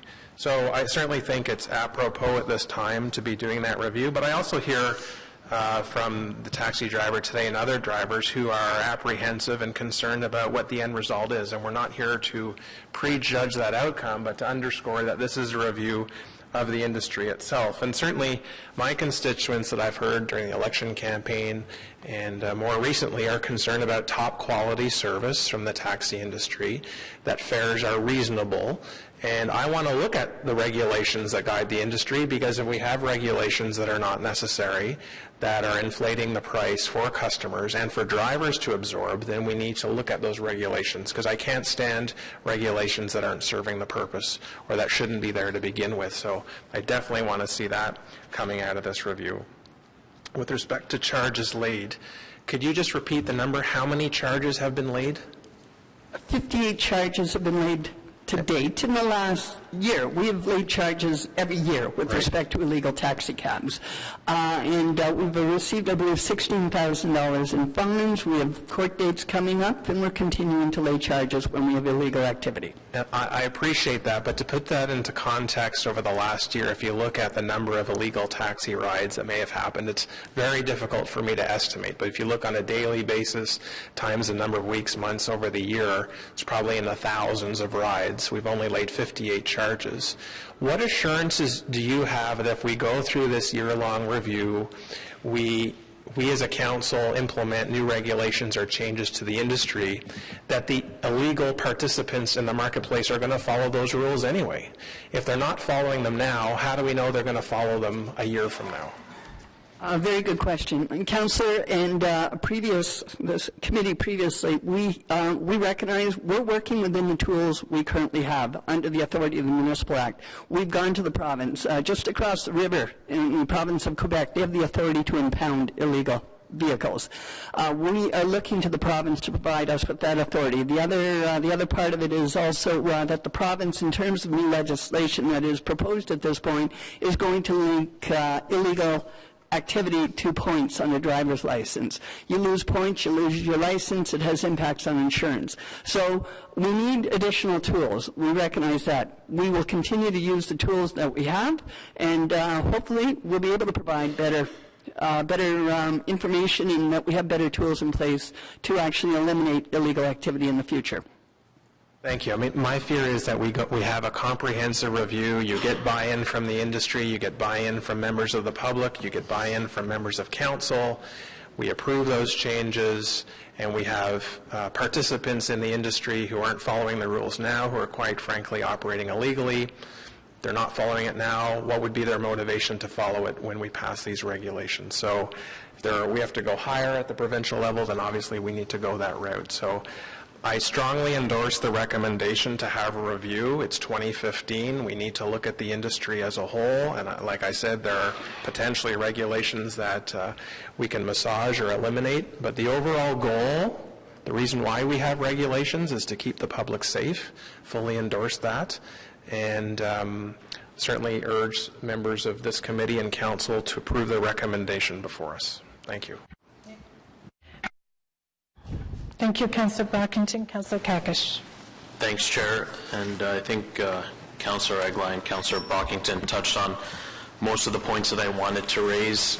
And I've met with Mr. Powell offline as well and have a good sense of where we're going. But I just want to confirm in terms of the consultant that we're bringing and the terms of reference we are giving them, it will be a free-for-all for them to look at the industry as a whole and to come back with any recommendations. So we don't know what they may come back with. It'll be based on public input on the review, and it could be a mix of any kind of recommendations that they come back with. Is that fair? That's correct. So in the terms of reference, we're not giving any specific direction on what to expect. Well, I think we've explained what the purpose, the specific direction is. We want to ensure consumer protection, public safety. We want to deal with the accessibility side of it, and those are at a high level, very high principles, and how are we going to meet that? And it's wide open in terms of hopefully what they can come back with. And so it doesn't speak to competition. It doesn't speak to that aspect of it in the terms of reference. And once again, we're the regulators, so we speak to, what, in terms of regulation and why we do it, that's what we want to meet those principles. And is there any reason that it'll take a whole year for this to come back? Is there any It's way not going to be a whole year. We're coming back in January. And recognize we have the summer in place, and we want to give adequate time for public consultation. So we hope to come back early in 2016. Okay. And so how would that look like in terms of timelines for the public consultation aspect in the fall? We anticipate, as we're subject to council's approval and going forward, is that the RFP will go out and get quotes, and hopefully have a consultant in place by early fall, and probably enough time over the fall months, 3-4 months, to be able to consult and come back with recommendations. Okay. And in the meantime, I mean, I share the concerns of some of the delegations that are here today, and some of the impacts on their livelihoods. And in terms of the enforcement, and I know we have been enforcing but 58 or 60 in the time frame of the past 6 or 7 months since we started to learn about the operation of Uber in November, is not a high number, I think. And question to you is, do we have resources or 1 or 2 bylaw officers that are dedicated to the Uber file?